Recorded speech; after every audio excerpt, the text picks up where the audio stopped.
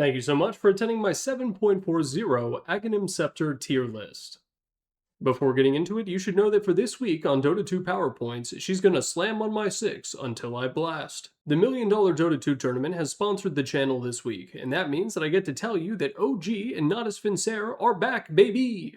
The bracket in the bottom right is going to be starting this Friday, and unlike in the previous slam, it's not taking place in China, meaning you don't have to completely destroy your sleep schedule in order to tune in. Tournament info is linked in the description below, and you should definitely catch the action live, including another custom PowerPoint about a beloved Dota personality. Thank you very much to Blast for helping support the channel.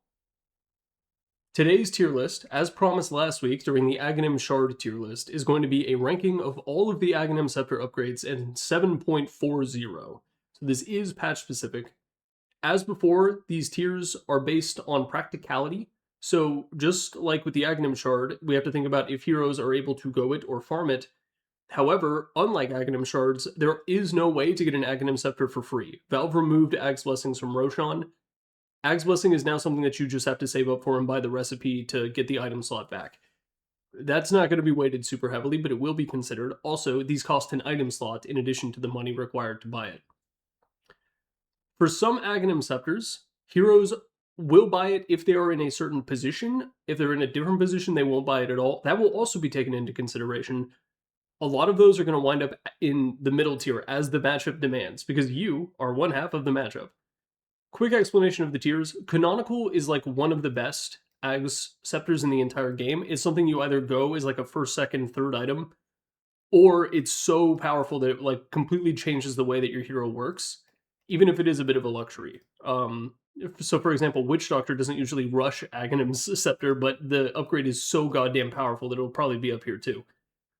Buy or die trying is like a core element of your kit, and if you didn't buy an Aghanim Scepter, it's because you lost the game before you got to do it. So these are really, really big upgrades that you want to buy in mostly every game. As the matchup demands, this one's a bit of a weird tier. This is an Aghanim Scepter that you want to buy depending on who is on the enemy team or sometimes who's on your team. So each hero will have a specific reason for why they're here, and we'll go through all of them together. This is Luxury Tax. This is an Aghanim Scepter that isn't bad. It is like okay, but you're not going to rush it, and you don't necessarily want it the majority of games, but it is like a nice thing to have. None of the Aghanim Scepters are downgrades, I think. And then we have the Meme Zone. This is where the memes go. These are the ones that are really bad, or the ones that you absolutely never see. So some of the ones in here won't necessarily be memes, but they will be like very bad, and you never see them because they're very bad. So without further ado, let's congratulate Abaddon on breaking his streak of being in the bottom tier for 3 tier lists in a row. It won't be 4, he's up here and as the matchup demands. Abaddon's Aghanim Scepter makes it so that when you take 550 damage and you're near him, during his ultimate only, he will automatically fire off a Mist Coil towards you and heal you.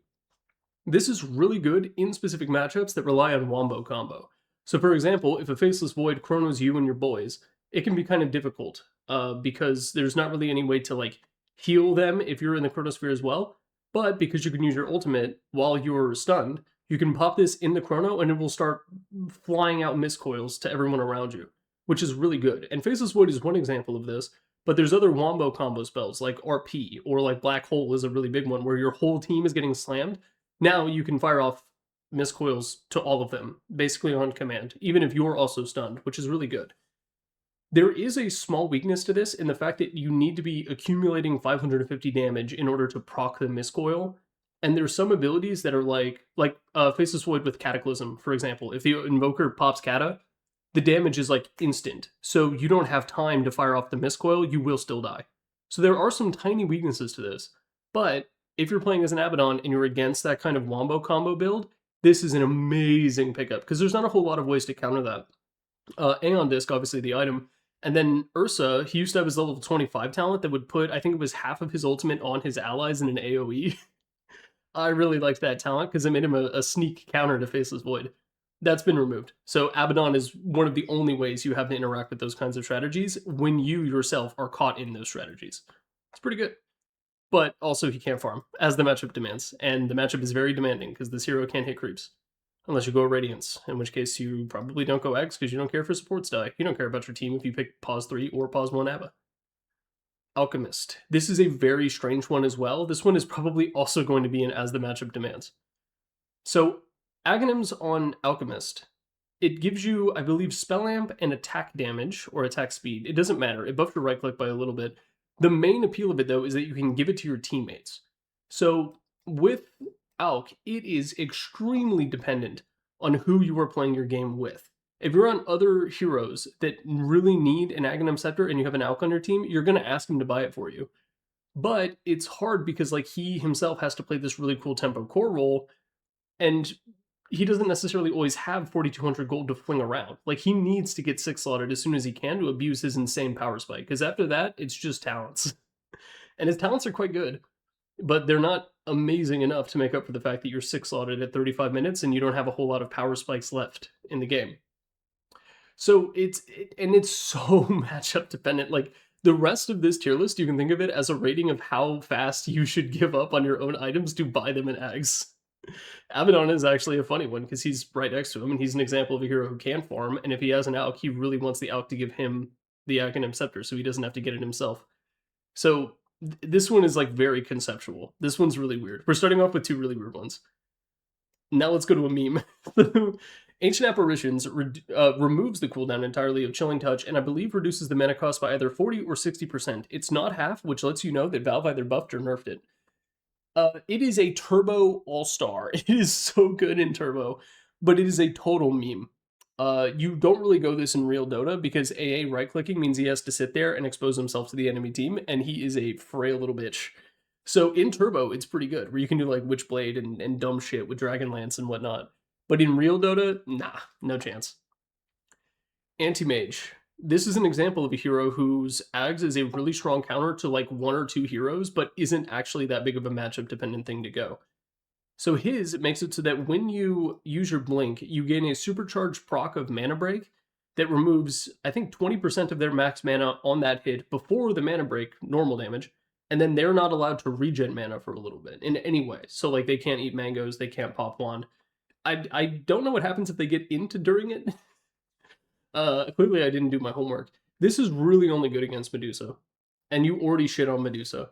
There's not a whole lot of reasons to go this. You know, if you're up against, let's say, Storm Spirit, for example, 20% sounds like a lot, but you have to keep regen into account. And also, the amount of damage that you gain by burning all that mana is significant, but it's not enough to be worth spending 4,200 gold on a hero who not only really values his gold, but also his item slots. OD is also a hero that is really countered by Anti-Mage's Aghanim Scepter, and you probably still don't go in that matchup. Or if you do, it's a luxury. Luxury task. Tax. Arc Warden. His makes it so that Flux, if you are alone, it increases the damage in slow numbers, and it also silences you, which is interesting. Remember that Flux stacks, by the way. The weird thing about it is that you can't stack silence. Like, you can stack the slow and you can stack the damage, but you can't stack silence. So in a weird way, a little bit of the upgrade is actually kind of brought down by the game design of Flux as a spell in the first place. Most importantly, you never see it. Arc Warden is a very gold-hungry hero. He's got those Midases, and he wants to sell those Midases in order to make his 6th slot available. You know, you go it in a really long game, I guess, as an Ag's Blessing, but no Arc Warden is ever going out. Even though, like, the magic build is what's really popular right now, you still don't really see it very often. I'm going to put it in the meme zone, not because it's a meme, but because it is bad. And you don't see Arc Wardens picking it up very often at all. They will sell Midas before they go Ag's Blessing. That's an example of how bad it is. Axe. Great. Fantastic Agnes. One of my favorites. So what his does is it, first off, removes the internal cooldown on spin. So spin has a slight cooldown where like the animation has to finish and then there's like a very short beat and then he's allowed to spin again. Aghanim Scepter removes that. On top of that, that's already crazy good. On top of that, whenever he uses his spin, it will apply a stacking debuff to the opponents where they will deal a significantly reduced amount of physical damage to him through right clicks. So I think it's 12% right now, or maybe 14, or maybe even 16. I know it's an even number. It used to be 20%, and it would stack 5 times, so you could make it literally 0 and become impervious to physical damage. Blade Mail works the way you want it to through this, before you ask. It is a fantastic Ags. You usually go some kind of build like Phase Boots, Blink Dagger, Blade Mail, BKB, and then you go Axe on this hero. So it's really not the first or second item he wants, but it is one that you really, really want, and you want it in pretty much every game. Maybe if you're up against a bunch of strength heroes with no attack speed, like their enemy carry is a Sven and their mid is like a Primal Beast, maybe you don't go it, but like even then it's not bad. And then it's also really good for farming because your own right clicks, I forgot to mention this, also contribute to the countdown for your spin. So you spin even faster as you're right clicking them, which also makes it an insane farm booster. You can like walk by and farm camps with this. It's really good. And then in a matchup where your spin is really strong, like you're up against attack speed oriented cores, whoo mama, you take off. The Fortunate Son begins playing in the background when you land a 4-man call with an Ags. It's really good. It's very, very good. It's borderline canonical for me. I go at every game, but I also know that there's some axes who prefer doing the like Octarine refresher stuff. So power to them. Bane. Bane is luxury tax. I'm not going to quite put it in the meme zone. I hate it. So what this does is it makes it so that when you cast your ultimate, in addition to you channeling it, 2 illusions will spawn with a little bit of distance from you that will also be channeling it. So you can then cancel your own channel to do other stuff. So you pop this on someone, you manually cancel it yourself, you can start nightmaring and using Brain Sap and Enfeeble and all that shabazz. The thing about it, though, is Bane is a bit of a fire and forget hero, where you enfeeble someone, you nightmare someone else, you ulti. Once you do that, the only thing that you could conceivably be doing is brain sapping and putting down wards, because you're not right-clicking as Bane. Also, a lot of the weaknesses that Fiend's Grip has, this doesn't actually solve them. Like, yes, it prevents them from being able to stun you to cancel it, but if they have, like, Global Silence, for example, it still silences you, because it silences your illusions as well.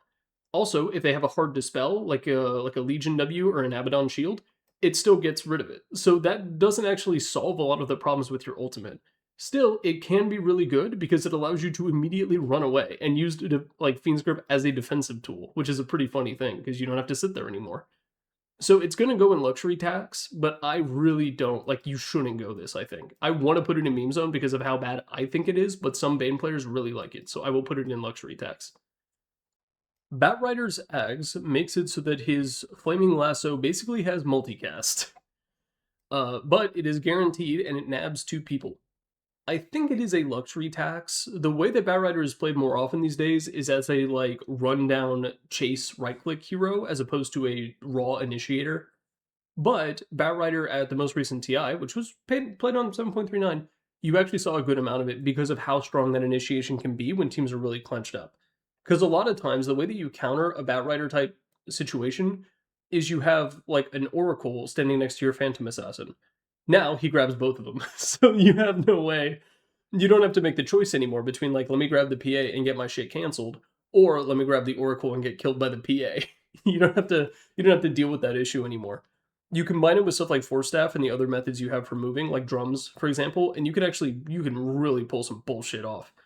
But the downside is you sort of can't pick who the secondary target is. It's just whoever is closest to your primary one. So you can kind of mess it up in the same way that like Grimstroke Soulbind can. Still, it is a luxury. It is a luxury to have. So luxury tax it goes. Beastmaster is as the matchup demands. It does not depend. It demands. It does not ask. So Beast Friend, his Aghanim Scepter is Drums of Slom, and it is very strong. It's a very weird thing that Valve has had to rework a couple times to make it make sense, and if you ask me, it still doesn't. First off, shit reads like a Yu-Gi-Oh card. The gist of it is that he now has a weird pulsing radiance that he can increase the DPS of based on right-clicking you and doing his abilities. So, like, I think Axis contributes, and I know Roar buffs it up to 10. So it's pretty good. It heals both him and all of his allies, or his allied units, not his allies, while dealing that damage. The thing that makes it good is it sort of turns Beastmaster into less of a zoo and more of a like big tanky fuck you hero, which is nice for Beast Friend to be able to do because there are some matchups where his zoo is not good. You know, if you're laning against heroes that are able to really deal with your zoo in lane, for example, it's fairly common to see Beastmasters drop whatever they're doing, not go Helm of the Dominator, and instead go Drums of Slom, and then just rely on being able to deal damage with axes. They max that instead of Call of the Wild. So it's a pretty useful tool for him. I'm mixed on whether or not it's good for the game for him to have access to that kind of thing. But, if Valve decides that heroes aren't allowed to be countered, then sure, whatever. It's a very good tool, though. Even if I personally dislike it, I will admit that it is a very strong thing for him. You probably go it even if you're going Zoo as like a sixth item, but it's in some games you really do rush it. So I'm gonna put it in as the matchup demands. Bloodseeker gives him 2 rupture charges, and that's funny. This is another hero that you really can't afford to go it unless you are really committed to the bit. Because let's say that they have 2 heroes that are really weak to this. Like they have Timbersaw and Pangolier on the enemy team. You're still just going to go a bunch of other right click items or defensive tools for yourself. His shard is insane, his scepter a little bit less so. The thing that's really cool about it though is that you can then go refresher and then have some kind of int item like a Scotty, and now you can do the Eternal Envy thing where you rupture 4 people on the enemy team. And that's very funny.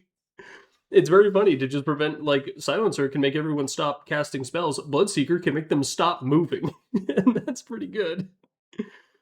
It's gonna go in luxury tax. It also, maybe it does some other minor thing. It's like cast range or something, I don't know. But 2 ruptures, that's what it does. And it's funny. Bounty Hunters is unfortunately in the meme zone. So what this does is it makes Shuriken apply Janata on hit. Now, that's not bad. In fact, it actually does something very unique, which is it re-adds composite damage to the game, because Janata is physical and the Shuriken is magical, so when you use it, it now deals both. Welcome back, composite damage. No one really wanted you, but here you are. The problem with it is Bounty Hunter has a bunch of random shit that he wants to buy that doesn't make sense to anyone except for him. And then also, the damage itself is just not that great. Like, before Talents, you're dealing like 500 damage, which is a considerable amount, but remember, it's composite, so it's reduced by both magic resistance and physical, but only in the amounts that it is being dealt in. It's weird, trust me. There's a reason composite damage was removed from the game. It's a pain in the ass to calculate, both offensively and defensively. That isn't even why. There's other reasons, but we'll not today. It's just like, what if Shuriken was a very strong magical nuke?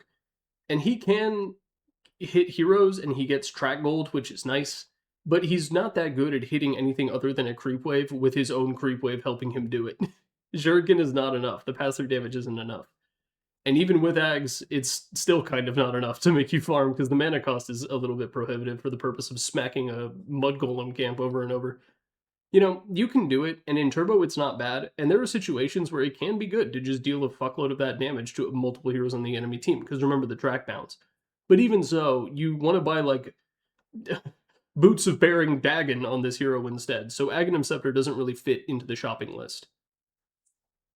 Brewmasters is weird. So it raises the level of all of his little brawling abilities, but then it also allows you to cancel it early, which is a weird thing. There are a couple of matchups, like Gyrocopter, for example, where your Brewlings have a real chance of dying. And obviously, if you die as the Brewlings, you die in real life. So it's important for him in certain matchups to be able to do it, but those matchups are very few, and I think the other benefits that you get aren't that great.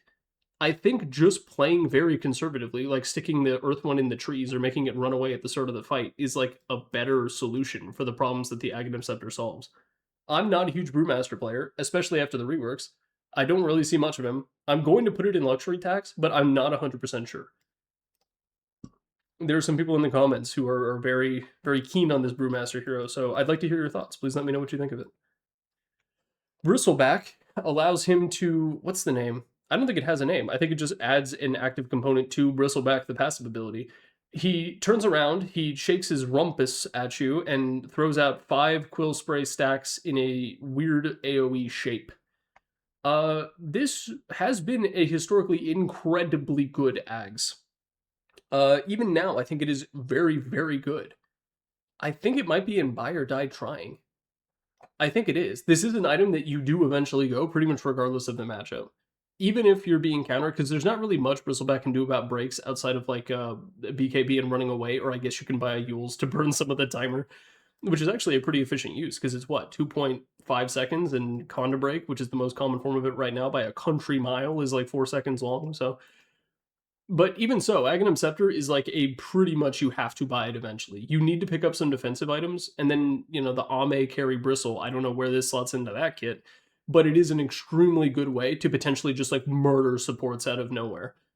Combine this with the shard, hairball to put 2 more stacks on them, and like, oh my god. It is very, very good. One of the weird things about it also is you can't interrupt it. So if Bristleback is doing this and you like Yules him or something like that, they will still fly out while he's in the air in the direction that he chose. They don't even go willy-nilly. I think that's also true for OD Gay Baby Jail, but I'm not 100% sure. Gay Baby Jail might be the thing to finally shut this guy up. Broodmother's Ags upgrade is Spinner's Snare. It allows her to create these sort of lines that function almost like Jakiro ice paths until they are activated. So the way it works is if you run into it, you're rooted, and if you're invisible, she can see you, and you show up on the minimap. But also, while it is active, other allied heroes can run into it for as long as you are rooted, and they will become rooted as well. That's why it works like Ice Path. It's pretty bad. You don't see Broodmothers do this. It sort of plays into an idea of Broodmother as an area denial character, which is what she is, kind of. But she doesn't deny an area so much as she just represents an area as being under her control, which sounds like it would be the same thing. But you can walk into a web and nothing bad happens to you if Broodmother's not there. Well, your regen gets reduced if she went that one facet, and that's pretty fucked up. But like, you get the idea. It's fine. It's fine. The thing is Broodmother, you are not a defensive hero. You are a very much so aggressive hero. So having this weird defensive tool is like not really something that caters to either ideas of what Broodmother is, which is like her zoo idea and then also her insane right-click man fight idea. It doesn't really play into either of those, which I think puts it down in the meme zone.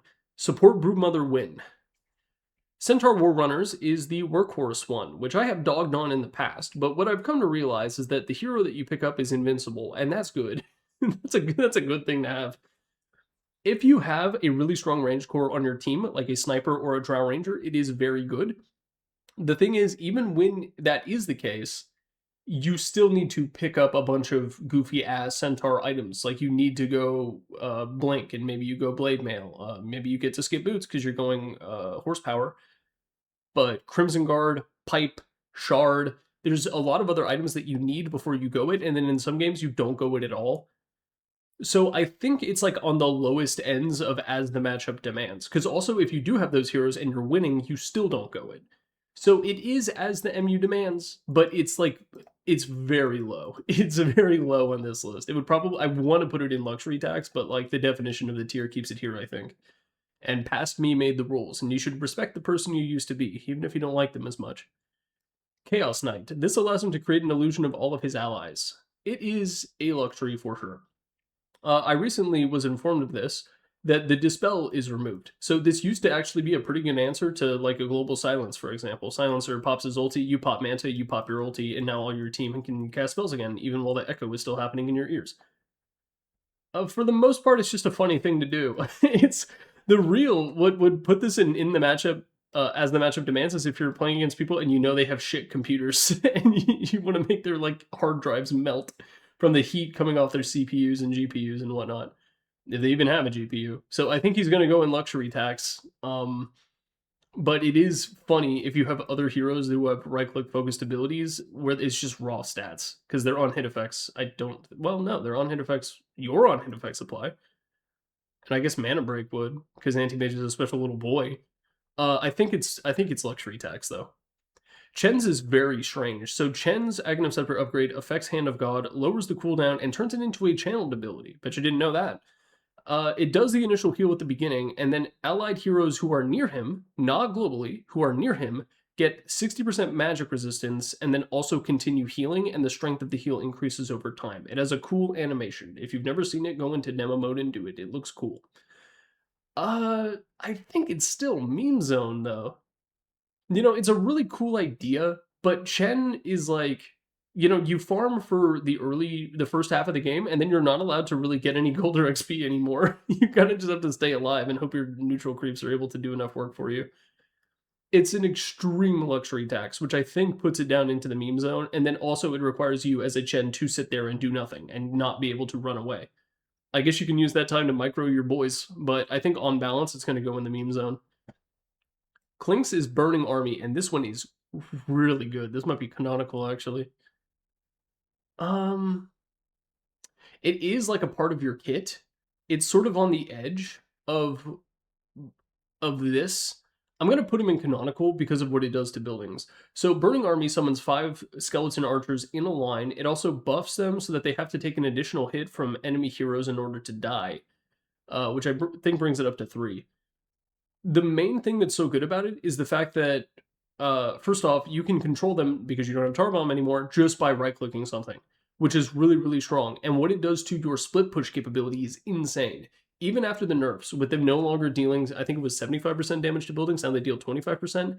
Even with that in mind, it is still extremely strong for being able to establish a zone of control in a team fight and being able to absolutely break towers. It is really good. And they made it vector targeting, so you can actually decide where they come up, so you can put them all on the high ground. It's a very, very good ability. Burning Army is something that you will go even, like, what's it? Dragonlance, or you go Desolator, Shard when convenient, possibly even before Desolator, Dragonlance, a BKB if you need it, and then Burning Army. Like, you do that build, even now. Even though Clinkz has been like, he had his 2 weeks in the sun, and then they ground him into a fine paste and floated him in the river. He is still a hero that you really want to go Burning Army on because of how much it brings to the table and how much it can solidify what you do as a hero. I complained a little bit in the past about how Clinkz doesn't have an identity. He has an identity now. It's obliterating your towers and then also dealing a shitload of damage to a squishy hero in a team fight. Clockwork's Overcharge. It reduces the cooldown of Rocket Flare by a very significant amount. It also does some stuff to his other abilities. I believe it makes Battery Assault... Okay, so it gives you boosted attack speed by 250 when you're in the cogs, which is hilarious. I don't think I've ever seen a Clockwork right-click anyone past the 8-minute mark. It also makes Battery Assault affect everyone around you, turning it into an AoE mini-stun that is sequential. It is pretty good. The main thing is the Rocket Flare, though. That's what a lot of people like it for. It has some small bonuses to Jetpack and your ultimate as well. I think it increases the stun radius, which is a weird thing. You don't see like ravages in the form of hookshot very often, so I guess this makes this more likely. I think it's a luxury tax. The thing about it is, like, at the end, it used to stun you for 4 seconds like a Monkey King getting cut out of a tree. Nowadays, it just really slows your movement speed by a billion, but for 3.5 seconds, which isn't nearly as bad. You can TP out during that, I guess. It's a major luxury, though. Clockwork farms heroes. He can't hit creeps for shit. And there's other items that you really want to go. So I think we're going to put him in luxury tax. It is very funny, though. That's what keeps it out of the meme zone, because this one actually is a meme. but it is good enough, and Clockwork players love it enough that I'm willing to make a compromise. I'll make peace with you busters and put it in luxury tax. Crystal Maiden's ultimate is also a luxury tax when upgraded by the Aghanim Scepter. So what this does is it makes it so that if you spend enough time in Freezing Field, I think it's either 2.5 or 3 seconds, it will automatically cast Frostbite on you and keep you in place for an additional couple of seconds, and that is a very good thing. If they have a BKB, it doesn't matter, it doesn't do anything, and Freezing Field doesn't do much anyway. But when you play Evil Baby Crystal Maiden and you go Blink Dagger, BKB, Aghanim Scepter, this represents the point of the game where you're sort of able to turn it into a 1v5 if they don't have BKBs to immediately deal with your bullshit. It is an extremely strong ability because it turns Freezing Field into a pseudo Ravage. It's not a stun, which means they can dispel it, and it's also not immediate. They have to be in Freezing Field for a while, and you're very slow. Oh, it also allows you to move at a snail's pace, but it means that you can cast stuff like Force Staff. I think you can use your Shard even if you don't have Aghanim Scepter during your ulti, but this helps with that as well. It's good. It's good. You can also cast your Q. It's a real luxury tax, but it is something that is like full-on meme zone non-derogatory in Turbo because you can get it so quickly, and you can 1v5 the game. It's fun, but it's not something that you necessarily want to rush, and it isn't part of a normal Crystal Maiden build, so it's going to go down here. Darkseer's is normal punch, which used to be his shard. So this is a right-click effect that when he hits you, he will deal a bonus amount of damage equivalent to how much distance he's moved. You just blink dagger in from max range and it deals max. It's like 400, which is a lot. It also has True Strike, which is funny. And the juice is that it creates a pretty strong replica of the opponent, equivalent to what would be created by Wall of Replica. It is unfortunately in the meme zone. Both of his shard and his scepter are bad on Darkseer. It is very funny. It is a meme. No one can argue with that. It's also a JoJo reference, I'm pretty sure. It's fine. It's fine. There's no really particular matchup where you want this, where you can't get the same result with your ultimate. You know, and I don't think they share, so you can make a normal punch illusion and then another illusion from Wall of Replica, and if you're up against someone like a Medusa, for example, that could be really good. But that's like not enough for me to even put it in luxury tax. And then 4,200 gold on Darkseer. He's kind of like Bounty Hunter in that you can buy whatever the hell you want on this hero, and it'll probably look okay. Uh, Due to the opportunity cost and the fact that you have the exact same effect on another part of your kit that you get for free, I'm going to put him in the meme zone. I don't think you should be going Aghanim Scepter on this hero. There's plenty of other wacky things to buy, though. Smiley face. Dark Willow. Darkest William. She is another meme zone where, very similar to AA, it basically means that you can use your Shadow Realm right clicks all the time. So what it does is, usually when you attack, it ends the Shadow Realm when you deal a bonus magical damage with the increased cast range or whatever. This makes it so that attacking during Shadow Realm doesn't end it, and you can attack as many times as you want, or rather, as many times as you're able to. It has a lot of potential in Turbo, for example, where Dark Willow is like a semi-meta pick because of being able to access this so good. Shadow Realm with Ags is also part of why it's such an insane ability in Ability Draft, where people really want Shadow Realm, because if you go Ags, it'll upgrade it to do that thing. The thing is, Dark Willow benefits by far the most from being able to deal damage with Bedlam, which if you already want to be able to deal a shitload of magical damage, you have that built into your kit in a riskier way, yes, because you have to be next to them. But stacking defensive items is so good on Dark Willow because of all your insane outgoing CC output that picking up an Aghanim Scepter on top of it to complement that is like not that big of a deal. It's a massive opportunity cost, and if you see a support Dark Willow going an Aghanim Scepter, you're kind of pissed. Still, there are situations where games go really late, and this damage can be the difference because it's able to be delivered from so far away. It's so easy for her to deal that damage. She doesn't have to worry about the difficulty of application that a lot of other meme strats like this involve. AA, for example, has to pick up a Dragonlance to do the same equivalent thing. Usually will pick that up along with a Moonshard or two, but it is solidly a meme. You don't want to see it on support Dark Willow, and Dark Willow should be playing support. Mid Dark Willows can go it if they want, right before they lose me my MMR. Dawnbreaker is very good. This is a buy or die trying item. So what this does is it allows the heal pulse to come with her after she lands during her ultimate, which means that the heal train doesn't stop. On top of that, it also increases the heal itself, I think to like 110 or some ridiculous number. So you're healing your entire team by an increased amount, not only with the pulse heal increasing, but the number of pulses increased as well, because I think it stays for like 2 seconds or so. So it's a lot of healing. That's like 1,000 more healing, and it affects you as well. And the damage as well. The stun doesn't happen a second time. The stun only happens when you show up. But it is such a good upgrade to her ultimate that I think it does go and buy or die trying, and you will see Dawnbreakers pick it up. Sometimes it's like a third item. That's a little eager. I think you need to go a couple more items depending on if you're going save Dawnbreaker or kill Dawnbreaker with like AC and Desolator and stuff like that. But it is a great upgrade to an already fantastic ultimate. It's going to go and buy or die trying. You should be owning it. Dazzle is...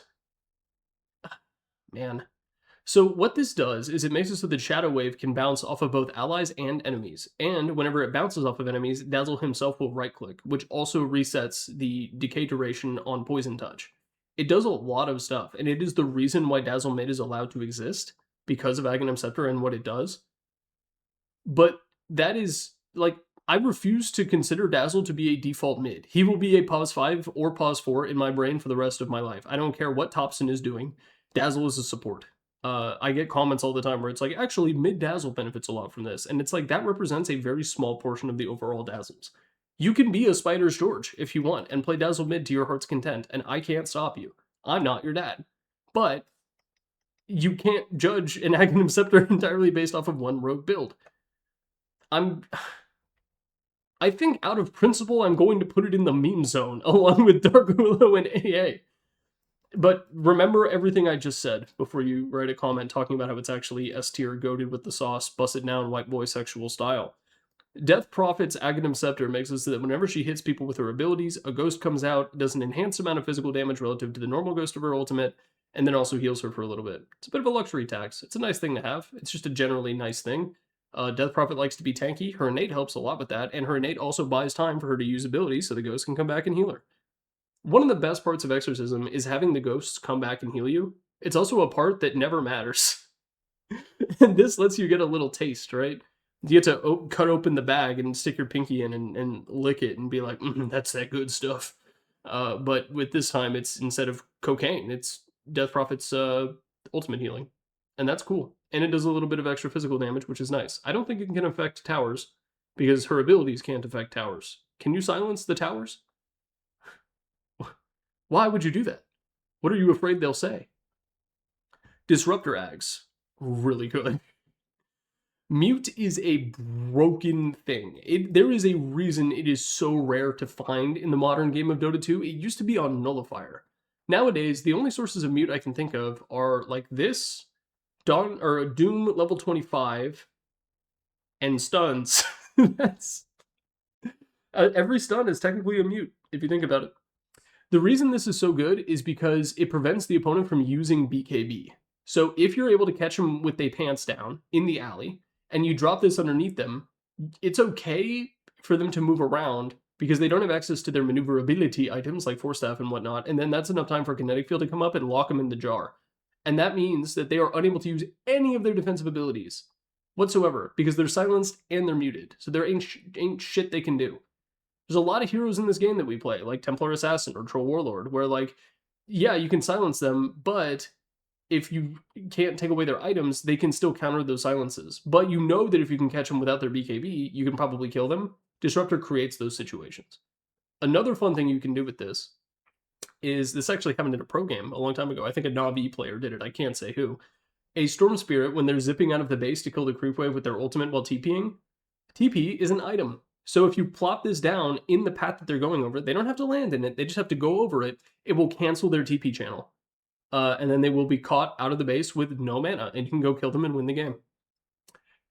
That's an extreme example, but the general concept of Disruptor Aghanims is so strong. It's an AoE long duration mute that it is going to go and buy or die trying. It is an item you want every game, regardless of matchup. Doom Ags is pretty matchup demands. A lot of that depends on how many Lincolns they buy. So with Aghanim Scepter, Doom is able to turn his ultimate, Doom, into an AoE status, like buff, I guess you could call it, that basically, like if he casts it on himself, for example, he can now walk around and doom everyone near him. So if there's 2 or 3 heroes in the vicinity, both of them will be doomed. The sort of downside of this is, like, first off, they have to be close to you, which means that if they can outrun you in some capacity, then they will do so. And a lot of heroes will buy maneuverability items like a Force Staff that allow them to get out. But if you can get on top of multiple heroes, you can potentially doom like 5 heroes at a single time, which is a powerful thing to do. Not even Bloodseeker can use Rupture on all 5 enemy heroes, but Doom can in theory use Doom on all 5 of them. Good luck doing that. You're gonna need some like RP Hoodwink shenanigans to make that happen. Cursed phrase, RP Hoodwink shenanigans. Anyway, this is very strong also when dealing with Lincoln Spheres, because yes, you could buy Heaven's Halberds and like just hope it works out. But every now and again, when you're playing a hero that does like Legion Commander, for example, it's just like, fuck this stupid Baka Chungus life. I'm just going to go Ags and follow them around. And you can do that as Doom. Can't do that as LC. It's a very good thing to do.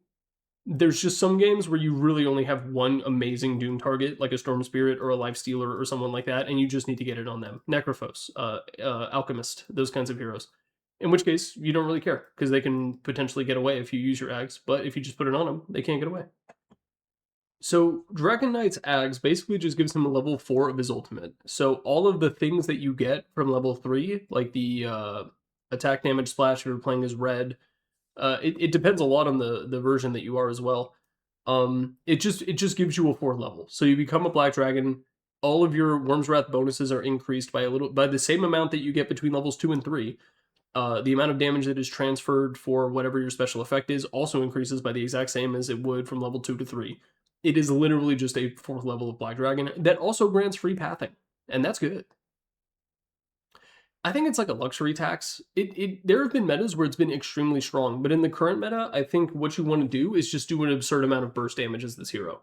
So you go things like AC Daedalus, and you blink on someone and you stun them with Dragon Tail, and you just beat the shit out of them as a dragon.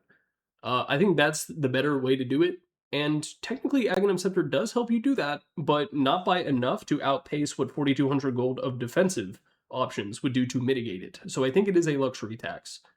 Free pathing is nice, though. There's a reason that Striders have gotten taken out back several times in the history of Dota. Drow Ranger makes it so that your Frost Arrows apply a Hypothermia stack that reduces healing by a certain percentage, but you can stack that up to be very, very high. And then also, when something affected by Hypothermia dies, it explodes. It's a matchup thing. It gives Drow access to an extremely powerful anti-heal technique. It's also applied by multi-shot, which is important, because multi-shot counts as Frost Arrows. If you're up against a hero like a Necrophos or an Alchemist or a Huskar or something like that, this is better than Scotty. You need to hit them, I think, 3 times to make it better than Scotty, or maybe 4. I can't remember if it's 10 or 12%.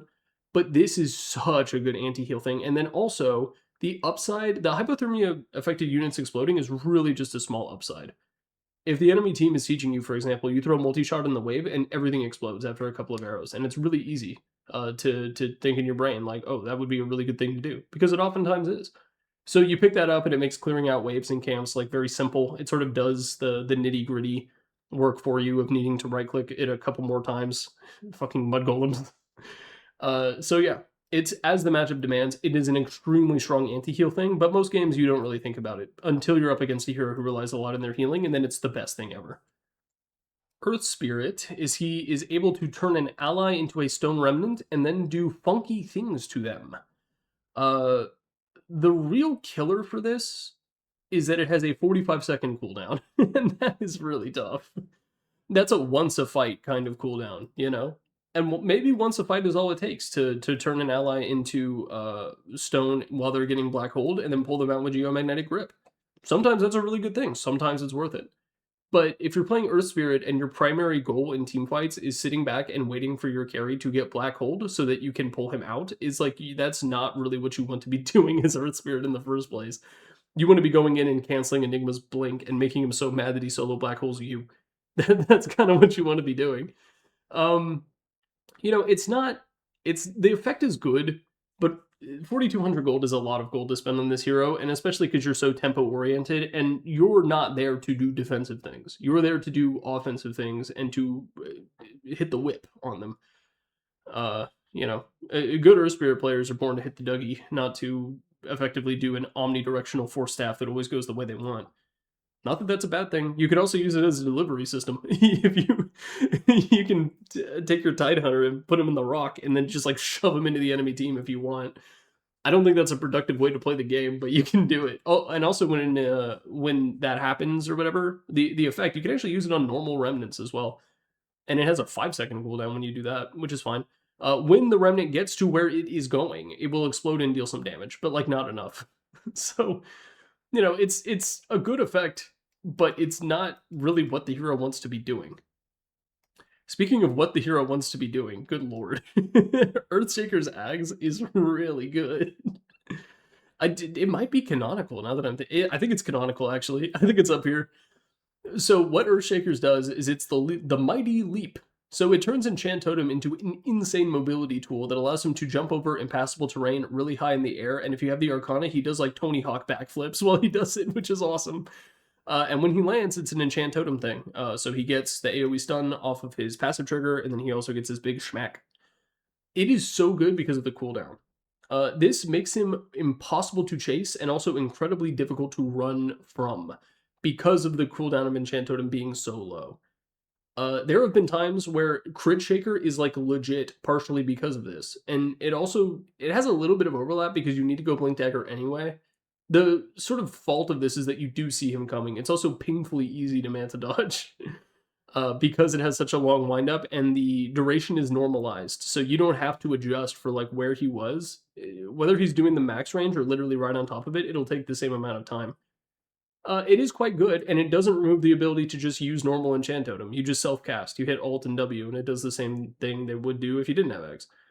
I counted that as a dock against Darkseer for being able to turn off his Aghanim Shard, but with this, I think the effect is so goddamn good on Earthshaker that you do have to pick it up, and you jump like Jordan across the lanes, and it's funny. This is really good. For a long time, I thought they were going to remove this, but I think it's so fun and so funny that Valve is just committed to putting it in the game no matter what. If it had like a Monkey King tree dance thing where once he takes damage, or a blink dagger thing more accurately, once you take damage you can't use it, it'd be a lot more balanced, but it wouldn't be nearly as funny. So here it stays. Elder Titans is also a meme, but it's more real than the rest of these. So what it does is whenever you roll over a hero with your astral spirit and it comes back to you, you are granted magic immunity for 2 seconds depending on how many heroes that you hit. What you do is you combine this with the shard that allows you to teleport at the end of Stomp. You pop out with a metric shitload of bonus damage and you just start smacking. You just fucking pow right in the kisser any enemy heroes that are near you, and your magic immune while you do it, which is a great thing to be. BKB is a very popular item for that reason. It isn't bad. Like, this is the meme zone, it is the bottom tier, but like, it is good. It's just that like, as an Elder Titan, there's kind of other things you want to be doing in the late game, rather than like showing up and being like, hey guys, here I come. Wonk. It's fine. It's in the meme zone. It's in the meme zone. Don't take it too personally. Because it is a meme, but it is good. It's just a meme. Ember Spirit, not a meme. This shit is buy or die trying, I think. So what this does is it increases your maximum remnants up to 5, and then it makes them better in pretty much every way they could be. I think the one thing it doesn't do is lower the mana cost, which is kind of rough. But being able to have 5 remnants is really good. And then you combine it with the shard that makes it so when an enemy hero dies near it, it restores a remnant. And now you're cooking with gasoline, because you can just fly around. Mana cost is an issue, and you don't go it early, partially because you need to be able to build up the mana pool to sustain 5 remnants. But you combine that also with Chain Gang, which is the current popular facet, and this thing is a goddamn menace. You go this every game. It's just not an item that you pick up super early, unless you're a crackhead with a shitload of clarities. You're just walking around like a fruit market with a ton of mangoes in your backpack with an Aghanim Scepter and brown boots and a dream. It's a great item. Amazing item on him. You just don't go it first, or second, or third. Enchantresses is little friends. This is sort of the weaker way to play core Enchantress right now. Focusing on the impetus is the better thing to do. In the previous patch, I thought it was low-key one of the most broken things in the game. And no one ever bought it, but Valve knew, so they nerfed the shit out of it. Position 3 Enchantresses will sometimes go this, but you need to have a really good lane and get it very quickly. If you can do all of that, you're kind of playing on creative mode, because what you do is you get the troll that summons the skellies. You walk it over to someone, you cast this on them, it's a fat root. It's like a 3-second root. You wail on them with impetus, and then also the skellies are like beating the shit out of them. Because both the skellies and the summoner both count as a unit for the purposes of little friends. Did I explain what this thing does? It gives you access to a unit target ability that roots them in place and then buffs all of your creatures hitting them, including yourself. It's very good. It gives her access to a form of CC. It's a root, not a stun, so you can dispel it. But you combine this with enchant, and like, oh my god, people fucking die. I just had a game earlier today where I went up against an Enchantress who was playing position 3 Ags, and they didn't get the Ags until like 25 minutes, but they did exactly what I just said. They got the Summoner and the Skellies, and they went over to a Lich, and they hit little friends, and the Lich evaporated. Like milk. Like evaporated milk. Get it? I'm going to put it in as the matchup demands, but a lot of it is on where the Enchantress is, as opposed to who was on the enemy team. It's a universally good spell, but you need to be playing position 3, and you need to be getting it very quickly. Enigma's Aghanim Scepter is very, very good. I think it's buy or die trying. I don't quite think it's canonical, because sometimes you want to really go, like you go drums and Vlads and you play Enigma kind of like a zoo hero with your Eidolons. The thing that makes it really good, so what it does is when enemies are affected by Black Hole, in addition to dealing 800 pure damage from the Black Hole itself, 200 per second over 4 seconds, it also does a percentage of their max HP, I think 4% per second, so 16%, which is really, really good. The thing about it is that it stacks with Midnight Pulse. So you put Midnight Pulse down, then you Black Hole on top of it, and then you're just dealing a ridiculous amount of percentage damage. And then you throw a Refresher in the mix, your odds of winning drastically go down. Because now you're taking all of that. Midnight Pulse no longer stacks. It used to, good lord. But you're now dealing all of that percentage damage from Black Hole again, which is an insane amount of damage. It's very good, And I didn't even talk about the really good thing about it. The thing that's actually broken is that it also sucks people in. So for a pretty wide radius around Black Hole, it's sucking you in, similar to Windranger Shard's Gale Force. The way it pushes you, it does that towards the Black Hole, which means that even if you didn't get Black Hole, you now have to spend the duration of the Black Hole running away from it, or else you're going to join the fun, which is a tough thing to do. If you click towards the Black Hole, good lord, it sucks you in like a Dyson vacuum, which aren't actually that good. Go for a shark. Not sponsored. This is a very, very good Aghanim Scepter. It generally increases everything you want to do about this hero. You oftentimes will pick it up as a 5th or 6th item. You oftentimes have other priorities, but every now and again, you can do maybe Soul Ring and then Blink Dagger, BKB, Ag's Refresher after that. I don't know if that's enough int/mana to sustain it, but you get the idea. It's very good. It's very good. And it's good every game. Percentage-based damage is a strong thing to have. Maybe not if you're against a Silencer and you go the Zoo build, but you get the idea.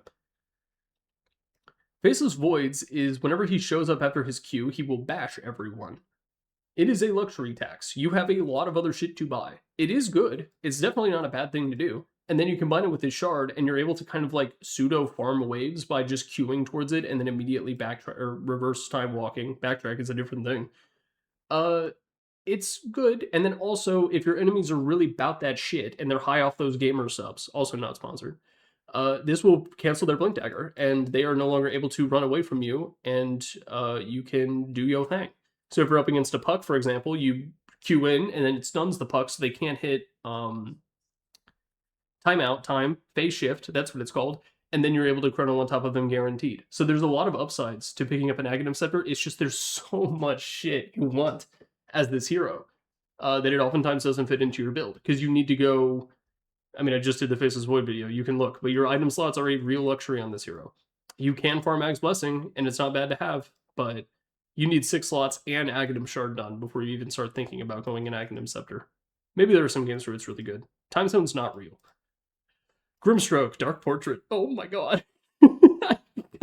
I kind of want to put it up here, dude. This is going to be a hot take, but I think maybe this is carry player bias, but holy shit, Dark Portrait is a broken ability. So what it does is it's a unit target spell. So first off, it combos with Soulbind, which is important to keep in mind. You create an illusion of the target hero that is completely magic immune, basically hasted, and then also deals, I think, 110 or 120% of their physical damage. You throw this on a hero that just right-clicks, it could be a Medusa, but it could also be a Juggernaut. It could be a Sven.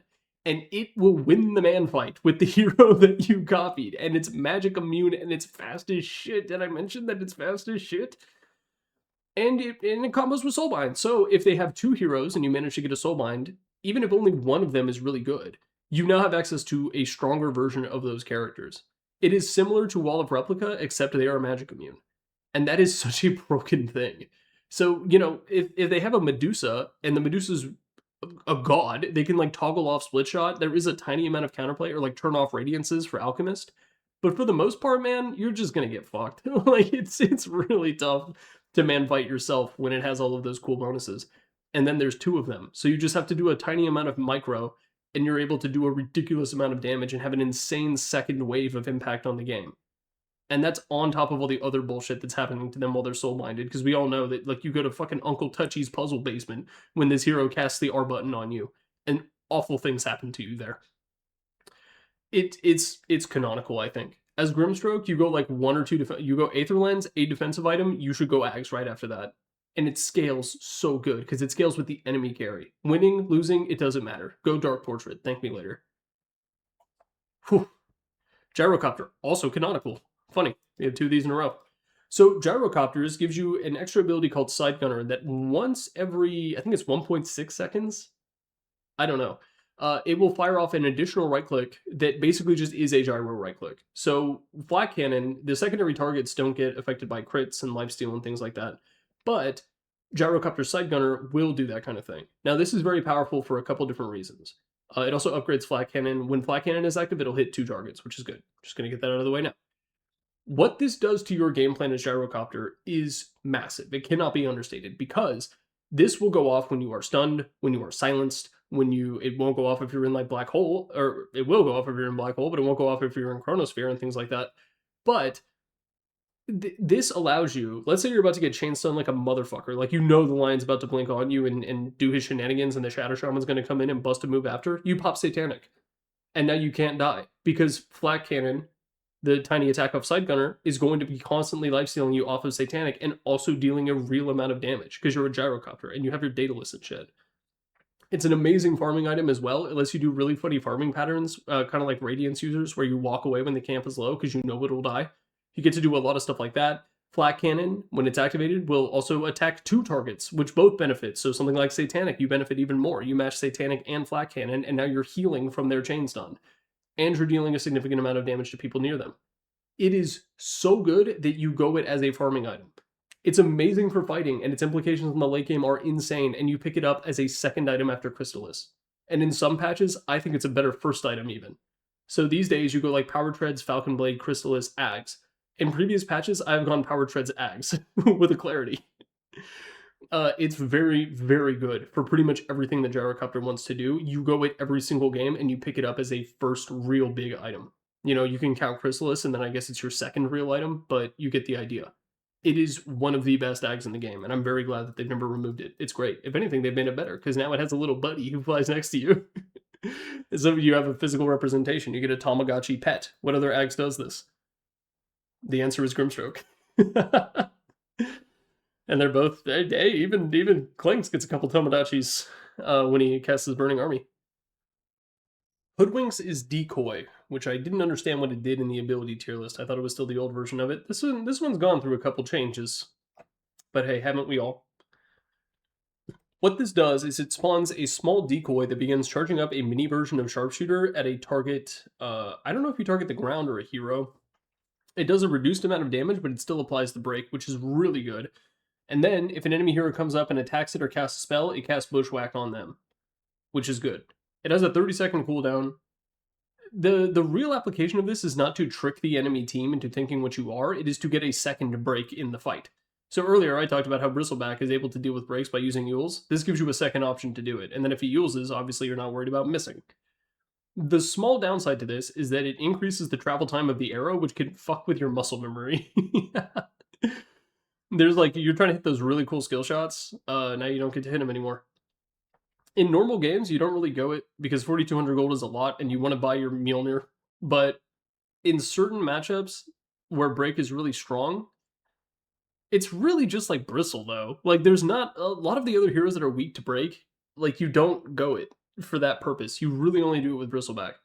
Who buys this against Medusa to break Split Shot? Medusa is secretly weak to break, by the way. Don't tell anyone. I'm going to put it in Luxury Tax. It's another one of those matchup dependent ones, but there's really only 2 or 3 heroes that you do it against. And in this case, it's really just Bristle. Huskar. Ooh, baby, canonical. We're getting a lot of these up here now. It's kind of frustrating. It's a little scary almost. Maybe Grimstroke should have been in Buy or Die trying, but fuck it, I'm committed to the bit. Huskar's turns his ultimate life break into a BKB piercing 3-second taunt, which I did. That's all it does, but holy shit, dude. That's such a strong thing to be able to do, because Huskar wants to get his ass beaten. He shakes it in front of you, go ahead, pussy, do something. And then he wails on you with Flaming Spears, and that's a very powerful thing to do for several reasons. You've been hit by a Flaming Spear, you know how that shit feels. It basically makes an additional insane power spike where you sort of become a Legion commander. Will you kill them in that 3-second span? Not if they're a core. If they're a support, there's a real chance you can.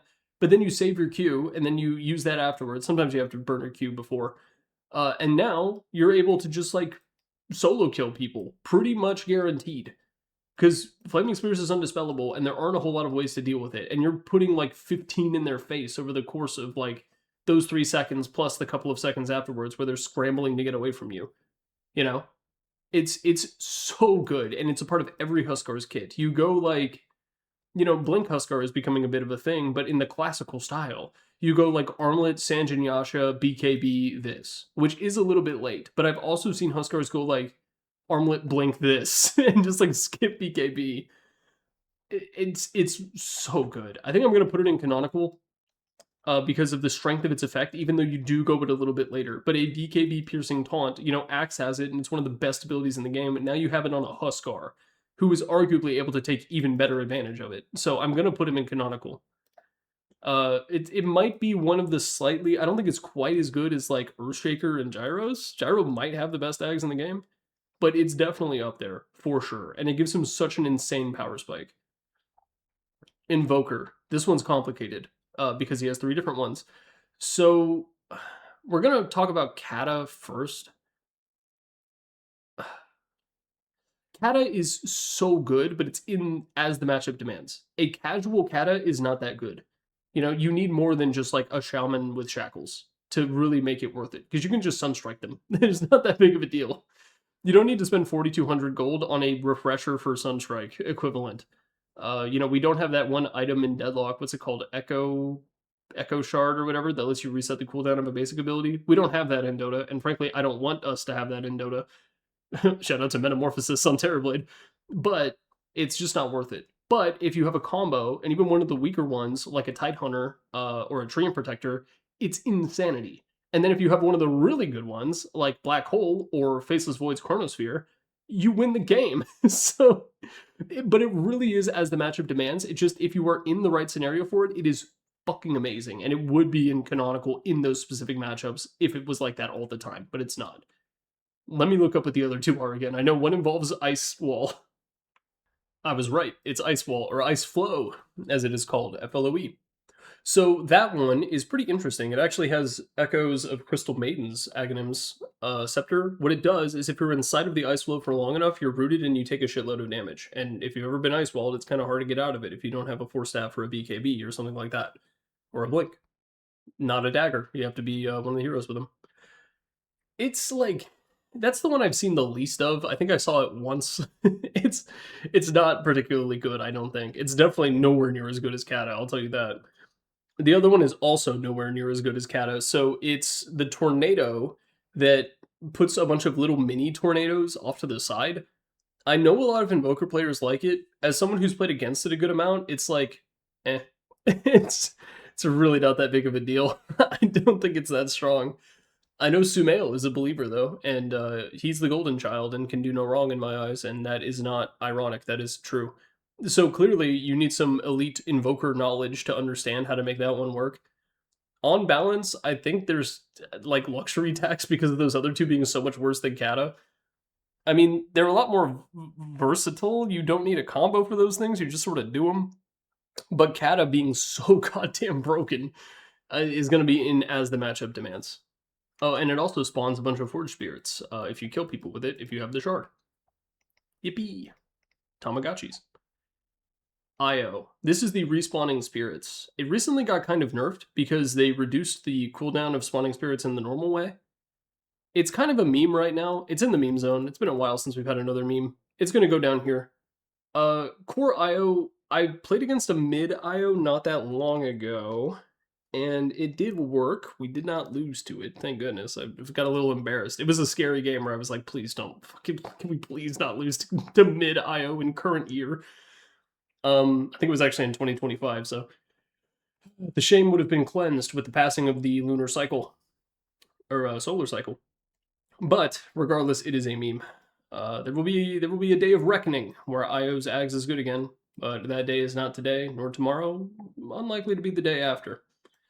Jakiro and the Bowling Alley. I think the thing was given to it by Sir Action Slacks. I think it's like a luxury item to have, and Jakiro can kind of farm a little bit, which is good. The thing about it, though, is like there's not any one particular matchup where it is like stand out as good. And the functionality of Macropyre isn't replaced that much. I think it also slightly increases the damage. But if you have a combo for Macropyre, such as a Faceless Void, you're going to be using it anyway, and then the slow obviously doesn't really matter that much, because hopefully they die, and if they don't die, they are slowed, which is good. But you're a Jakiro, you can already slow them, and like, really ideally, you're just going to stun them as soon as the chrono ends with Ice Path. You'll miss it somehow anyway. Just, there's something about this hero that makes you bad at Dota. But what can you do? Juggernaut gives him access to Swift Slash. Very good. It's a buy or die trying. There aren't really any games where you can avoid going it, but you really don't want to go it early. ideally you kind of want to go it as late as possible, because Swift Slash is what really allows you to show up and begin, like, fighting crazy hard. Juggernaut is, like, a pretty shitty hero this patch, for various reasons. But I think if you are going to play him, you definitely need to go it, but you need to go, like, I never believed in going it right after Manta anyway, which is what a lot of people were doing in the previous patch. I think you need, like, a Butterfly first. And by that metric, I know I definitely think you need a Butterfly first, because you are not tanky at all as this hero. Or another stat item, maybe even a Scotty. But that puts you at, like, Phase Boots, Battle Fury, Yasha item, Butterfly, Ags. So you do want to go it, pretty much regardless of the game, but you don't go it early. So it's in buy or die trying, by a pretty canonical definition, but not this definition of the canonical tier. Keeper of the Coddle. It's a luxury thing on him for sure. It is actually good. Fun fact, this spell is called Will-o'-the-Wisp. The description actually gives it another name. Apparently the spell itself is called Ignis Fatuus. F-A-T-U-U-S. Fatuus, maybe. I don't know. I don't speak Spanish. It is a nice luxury to have, and there's some funny things you can do with it. I talked about it in the combo video, but you can actually use it with Ringmaster ulti to force everyone to look at it, and that's good. There aren't a whole lot of combos like that. Medusa, for example, you can make everyone look at your Dusa for a little bit, but it's not enough. It also can be interacted with by the enemy team, and if they are smart, they can deal with Will-o'-the-Wisp immediately. Fun fact, if you don't know it, if you're getting lamped, you can actually right-click during the forced... It's not like a stun, and it's not like a leash. I don't even know what it is. But during that period, you can actually click the lamp. So you can alternate between fight, click lamp. Fight, click lamp. And usually it'll get off twice. But if your team knows what you're doing and you have some ranged heroes, it's actually pretty easy to deal with. It's a big luxury thing, but it is good, you know? People compare it to Ravage. I wouldn't go that far. But it is a good spell. Kez. This makes it so that whenever you swap forms, the first ability that you use will not put the corresponding ability on cooldown for the other stance. I don't know, man. I think it's good. I mean, most Kez's these days aren't buying it. They just stack a shitload of physical damage and physical amp stuff. Like, you'll see Manta, Butterfly, Desolator. Not in that order. I think it's good, but, like, you don't go it early, and, like, I don't know. I'm gonna keep it a buck. I'm not 100% sure what ability you use this on. I'm sure the Kez players are, like, banging their head into their monitor right now trying to headbutt me in real life. Here. I don't know if you heard that, but I smacked myself on the forehead. Hopefully that fulfills you. I'm going to put it in luxury tax, but, like, dude, I don't know. Kunkka, I think it's overrated. I think it's really overrated, actually. I'm going to put him in luxury tax as well. So what this does is it summons a second ghost ship, like Madara Uchiha summoning the meteors in that one fight scene. The other thing that it does is it makes the ghost ships launch cannonballs that I believe deal the equivalent of 40% of the damage, but you obviously don't get the stun. It's not bad. Makes it easier to apply Rum, I guess. But it doesn't really change anything. And then if you're doing X marks the spot combo into Torrent into Ghost, there's nothing keeping them there for the Ghost ship in your kit. You know, maybe they get stunned when they show up. In fact, if you're ganking, there's a pretty good chance the second hero you're with is able to keep them there for the second Ghost ship stun and damage. And that's not bad. But it doesn't give you any new functionality. The cannonballs allow you to deal a little bit more damage, which is nice, but I don't think it is particularly good. I think with Kunkka, it's a case of you run out of things to spend money on because you don't need that much on this hero, and then any other item you go will be a fucking meme, like Daedalus or something like that. So I'm going to put him in luxury tax. I think it's very overrated. I know a lot of Kunkka players like it. I do think this hero is very good this patch, actually, especially because of what he does to the mid-game. I think if you're playing a tempo game, Kunkka's an amazing hero to have. But the Aghanim Scepter in particular is a little bit of a weak spot for him. Largo. So I actually wound up taking a little bit of notes from some pro matches on Largo Ags, because he's getting played a lot at Blast Slam 6. You should check it out. Sponsored, actually. With support, it is pretty bad. A lot of these supports who have been picking him, such as Crit, for example, are instead going for a Guardian Greaves Rush, because that item is very strong right now, and it makes a lot of sense for him. He's an aura-based hero, he gives buffs. The offlane versions of this, such as the one that Fade played and he lost, or Collapse played and he won, are using this in order to power death balls. So what this does is it allows you to play 2 of the 3 songs at the same time, slightly increasing the difficulty of the rhythm minigame, but it's still not that hard. Please, Valve, add a facet that makes it hard. It's good. It's good. What you usually do is you have the movement and healing or the movement and offense, and you have both of those active at the same time, which is good. Just makes your whole team very strong. I don't think they're combining it with like a drums or anything like that, but you could, in theory, get your team pretty much hasted, which would be nice. But if you're playing as a core offlane Largo, you're sort of taking a bit of a backseat to your duo core of offlane and carry in order for them to sort of do everything, and then you just make it so much easier for everyone on your team to get that stuff done. And you bring some CC to the table and a Dispel. And sometimes you have both of them on the enemy team with the Lick and Frogstomp. Catchy Lick is what it's called. It's, as the matchup demands, it's largely dependent on what version of Largo you are playing. In Pub's environment, I am not a big fan of Largo offlane. But in the pro scene, clearly it can do some work, and that work depends on Ags, as the matchup demands. Legion Commander Ags got nerfed, but it is still extraordinarily good. So what it does is it increases the length of duel, I believe now to 6 seconds. It used to be 7, but they've tamped it down twice now, down to 6 seconds, I believe. And it also makes you CC immune, which it's important to note that this is debuff immunity. It is not magic resistance, so you can still get your cheeks slammed by Alina, but she can't stun you with LSA. This is oftentimes a replacement for BKB, and it is really good because it extends the level of duel, which means that in addition to whatever damage you've been picking up from your other duels, you now have an additional second to smack them, which can be, 2 or 3 times, depending on the current state of the game and whether or not you've cast your Q. It's pretty good. It is a pretty good thing to have. Legion commanders will oftentimes go Blink Dagger, Blade Mail, Aghanim, Scepter. They used to anymore. Now it's a little bit more, if there's this particular item that you really want, it feels less bad to skip Ags and go that and then come back for the Ags later, but you will get it eventually. So I think it's in buy or die trying. It is a good Ags. Leshrax's Nihilism. Good lord, this is in the meme zone. This is another one where, like, it is a meme. It is a meme, but it's not bad. So what this does is when you pop it, Leshrac and all enemy heroes affected by Pulse Nova, or affected by Nihilism, I should say, though many of them will be affected by Pulse Nova, they basically get E-Bladed. They don't take a lot of the downsides of E-Blade, but they cannot attack, which means that they cannot attack you, which is important.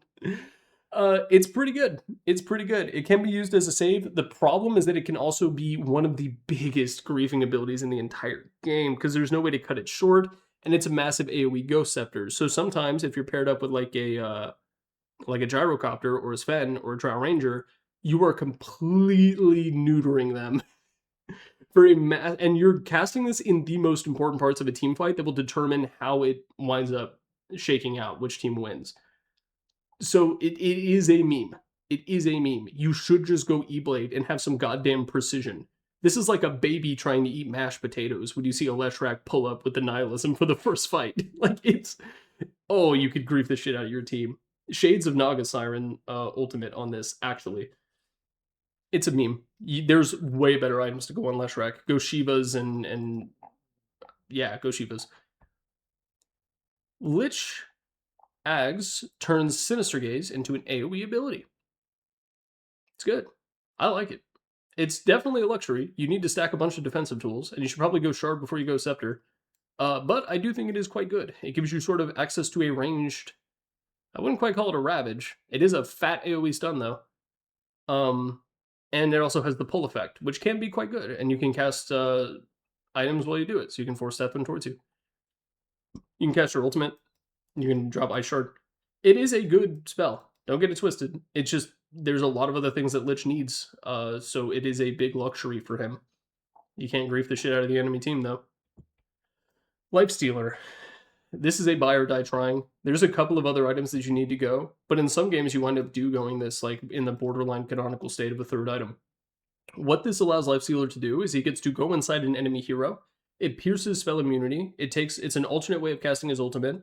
It also increases the cast range of his ultimate by a very significant, very meaningful amount, because by default it's like melee range.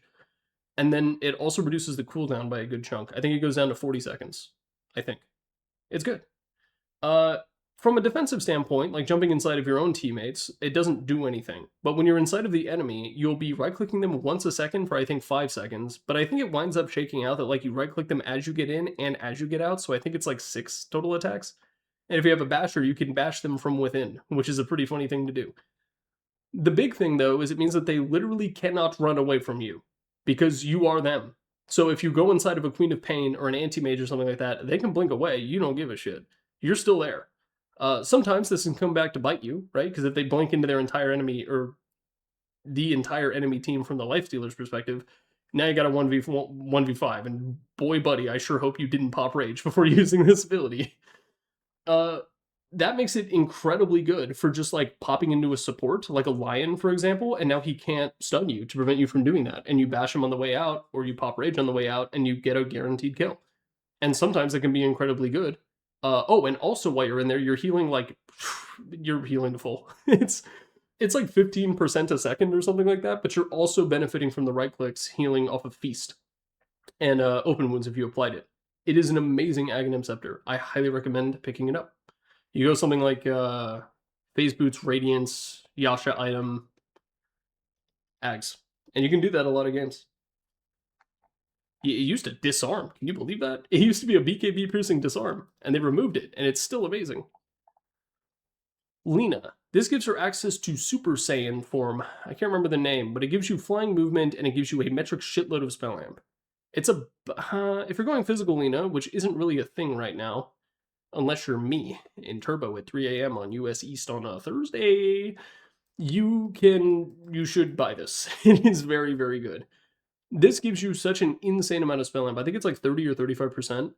You have to go it, because with that degree of spell amp, when combined with something like a Kaya, you just obliterate people. And the flying movement means that you can sneak up from behind on a jungle camp and be like, hey, how you doing, sport?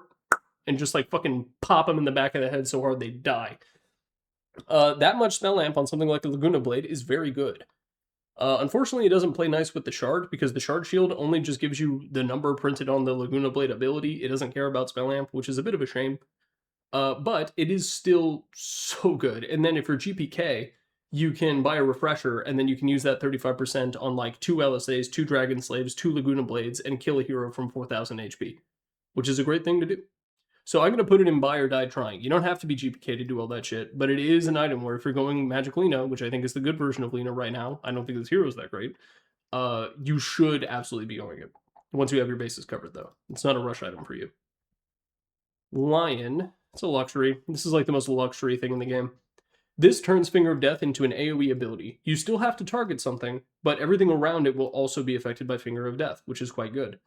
You combine this with a bunch of different stacks, and you can wind up doing a lot of damage with your ultimate to multiple heroes at the same time.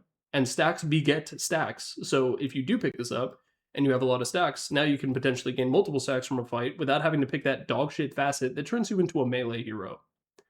Luxury tax on him. It is like the definition of a luxury. You will see Lions go Brown Boots, Blink Dagger this. I think they're smart enough these days, they go Tranquil Boots, but you get the idea.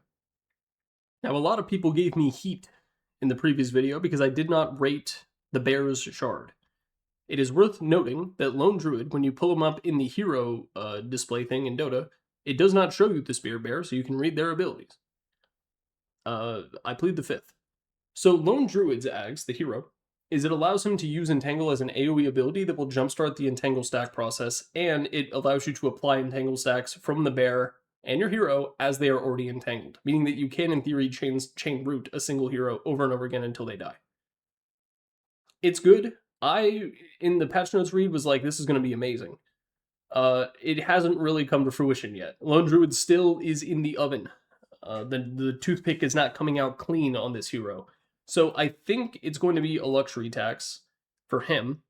For the Spirit Bear, it allows the Spirit Bear to attack at any range, recall to Lone Druid, and then also persist even if Lone Druid dies, which is a lot of stuff.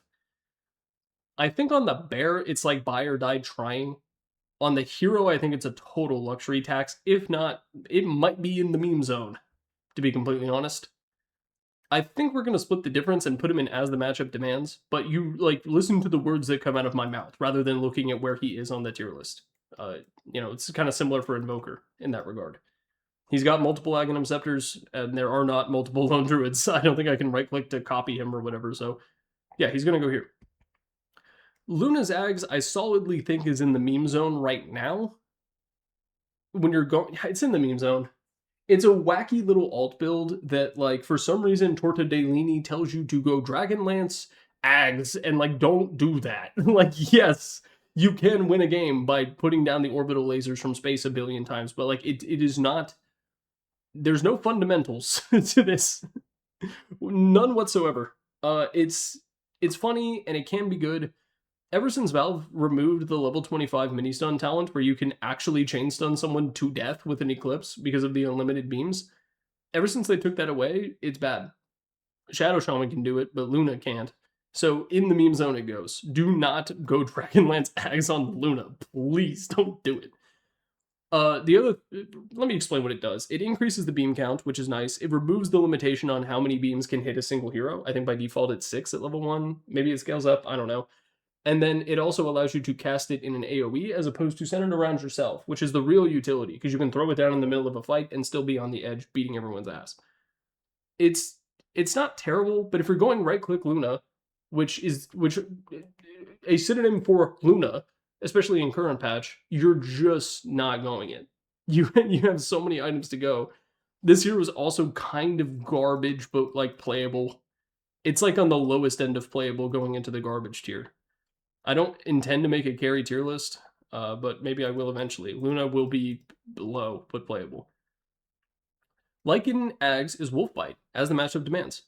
This allows him to apply the bonuses of Shapeshift to another hero for a limited period of time.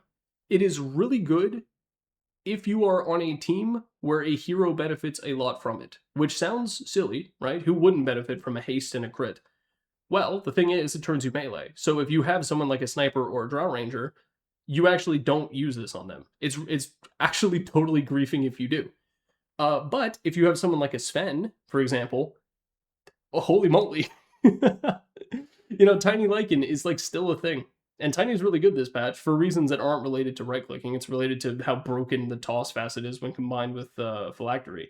But being able to use all of the benefits of Shapeshift on any other melee right-click oriented carry who is also melee is like, holy fuck. Bloodseeker is another really good candidate for this. You can use it on Alchemist, which is also really, really good.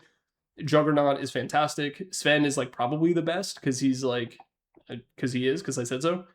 It's very good, but if you don't have the right person to cast it on, or you wind up casting it on the wrong people, it's ass and you can't go it. It's also kind of awkward to fit into his build. Lycan sort of has to take a back seat and just realize, like, okay, I'm going to be a bit of a support now and buy an Ags instead of, like, a second Harpoon.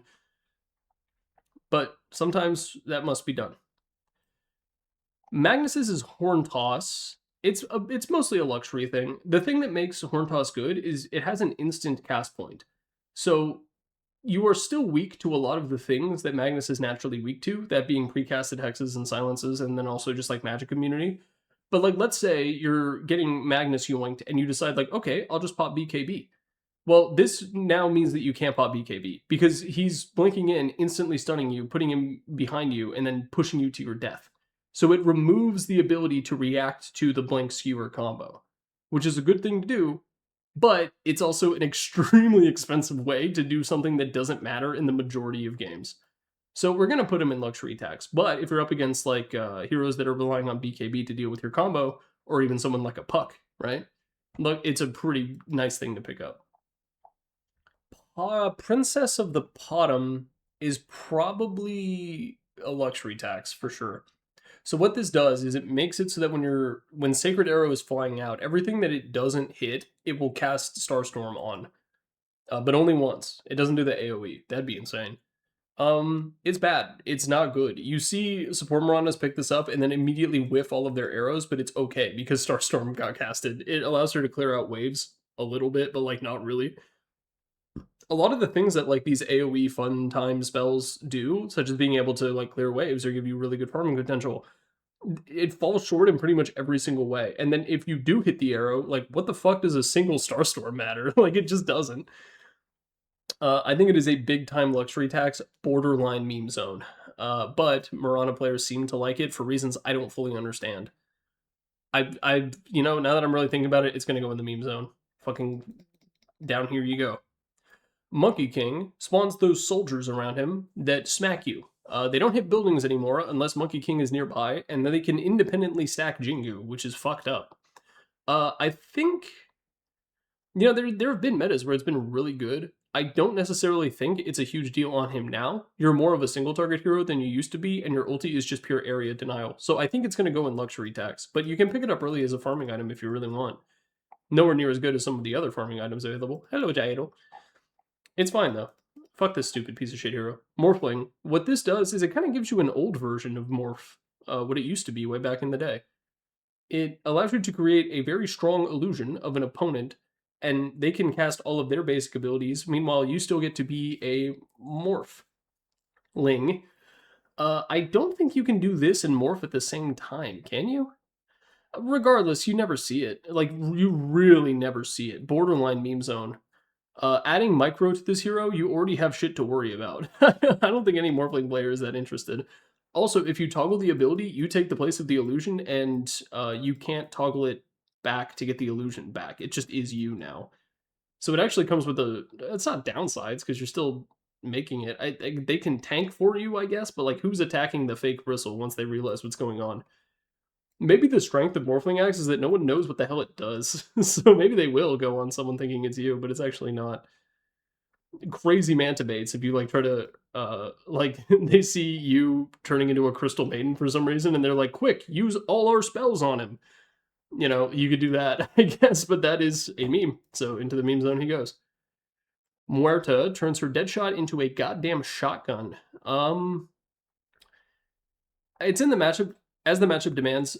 Support Muerta is like not very good right now, I don't think, but this is what makes it viable. Trying to take high ground against this is a pain in the ass because it expands the width by so much that it's like your whole team is going to get hit by this if they're all hitting a tower. You know, if you have melee heroes on your team, hell, even ranged heroes, it really doesn't, well, it's not as good, but it really makes sieging a pain in the ass. And then it also gives you, Deadshot is not guaranteed CC. With Aghanim Scepter, it basically is, as the matchup demands. The matchup is you. Are you a support? You should go this item.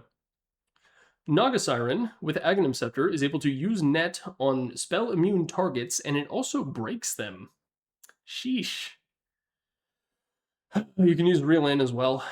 I think it's, well, rating it as carry Naga because support Naga is kind of dead. Sorry. Luxury tax. It is something that you only really go against Bristleback again. A lot of the other heroes that are weak to break, you don't go this specifically to deal with them. But I could see you going this against Bristle because you're bad at having a silver edge, and like Conda is a very funny thing to go on Naga Siren, but I don't think it's real. Luxury tax. Nature's Prophet is buy or die trying. What this does is it turns his ultimate, Wrath of Nature, into not only a fat damage nuke that steals your Hellbears, it also makes it a root. Kind of like a Treant ulti, in a way. It's funny that those two heroes would rhyme. It's very good. You should be going it. A lot of right-click Nature's Prophets won't go it. They'll forego it and then eventually pick up an Ag's Blessing. But even the ones that are doing right-click Treant or Nature's Prophet will still go this because of how good it can potentially be. It is just a massive team-wide route that is global, and you can use it to like prep your own teleport, where you use this to lock them in place, and then you teleport in to be the final nail in the coffin. So buy or die trying, I think. I think it's very, very good. I think it's underrated. Necrophos makes it so that your HP regeneration, 50% of it will instead be HP drain from the opponents. It's a big time luxury tax because Necrophos, like, the Ags by itself isn't enough to really do a whole lot. You know, you pick up the Sata stacks in fights and you ulti someone and it kills them and you get 6 stacks and now your HP regen is like 100 and that's good, but like that's just a radiance and that's not a bad thing. And it's HP drain, which is interesting. But it's not enough to make it worth it on its own. Now, you pick up a Heart of Tarask, right?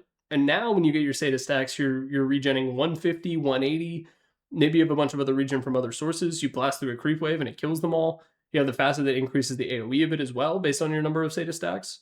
It's not bad, but you can't buy it on its own and expect it to do anything. So, and if you're in a position as Necrophos where you have enough gold to buy Heart and Aghanim Scepter and the item slots left, like, bro, just go win the game. Like, it's fun. It's definitely on theme, and I've done it quite a bit in Turbo. The numbers used to be higher. It used to be like, what, 60? I feel like it used to be 70 or 80% at one point.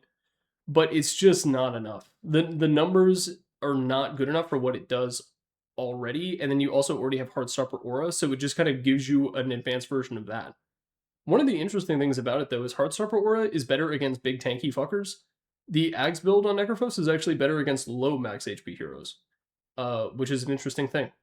A bit of a weird dichotomy. It goes against his hero identity a little bit, but whatever.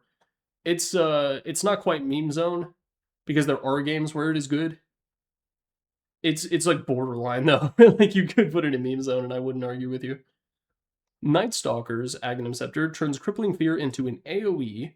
Well, it already is. But it makes it so that it is a toggle ability that consumes 6% of your mana per second. Yeah. It's an extreme luxury tax.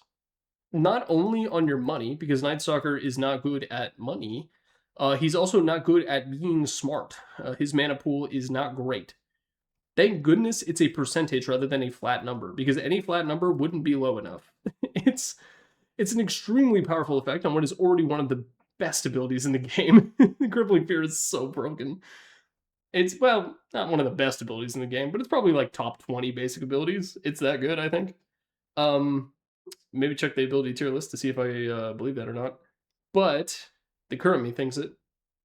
Having it potentially be permanent is nuts. It's just 6% per second is a lot, and then I think you get rid of your normal Crippling Fear ability to just pop it, and then it's up for as long as it's normally up. So you're kind of giving up the standard functionality of the spell in order to have this.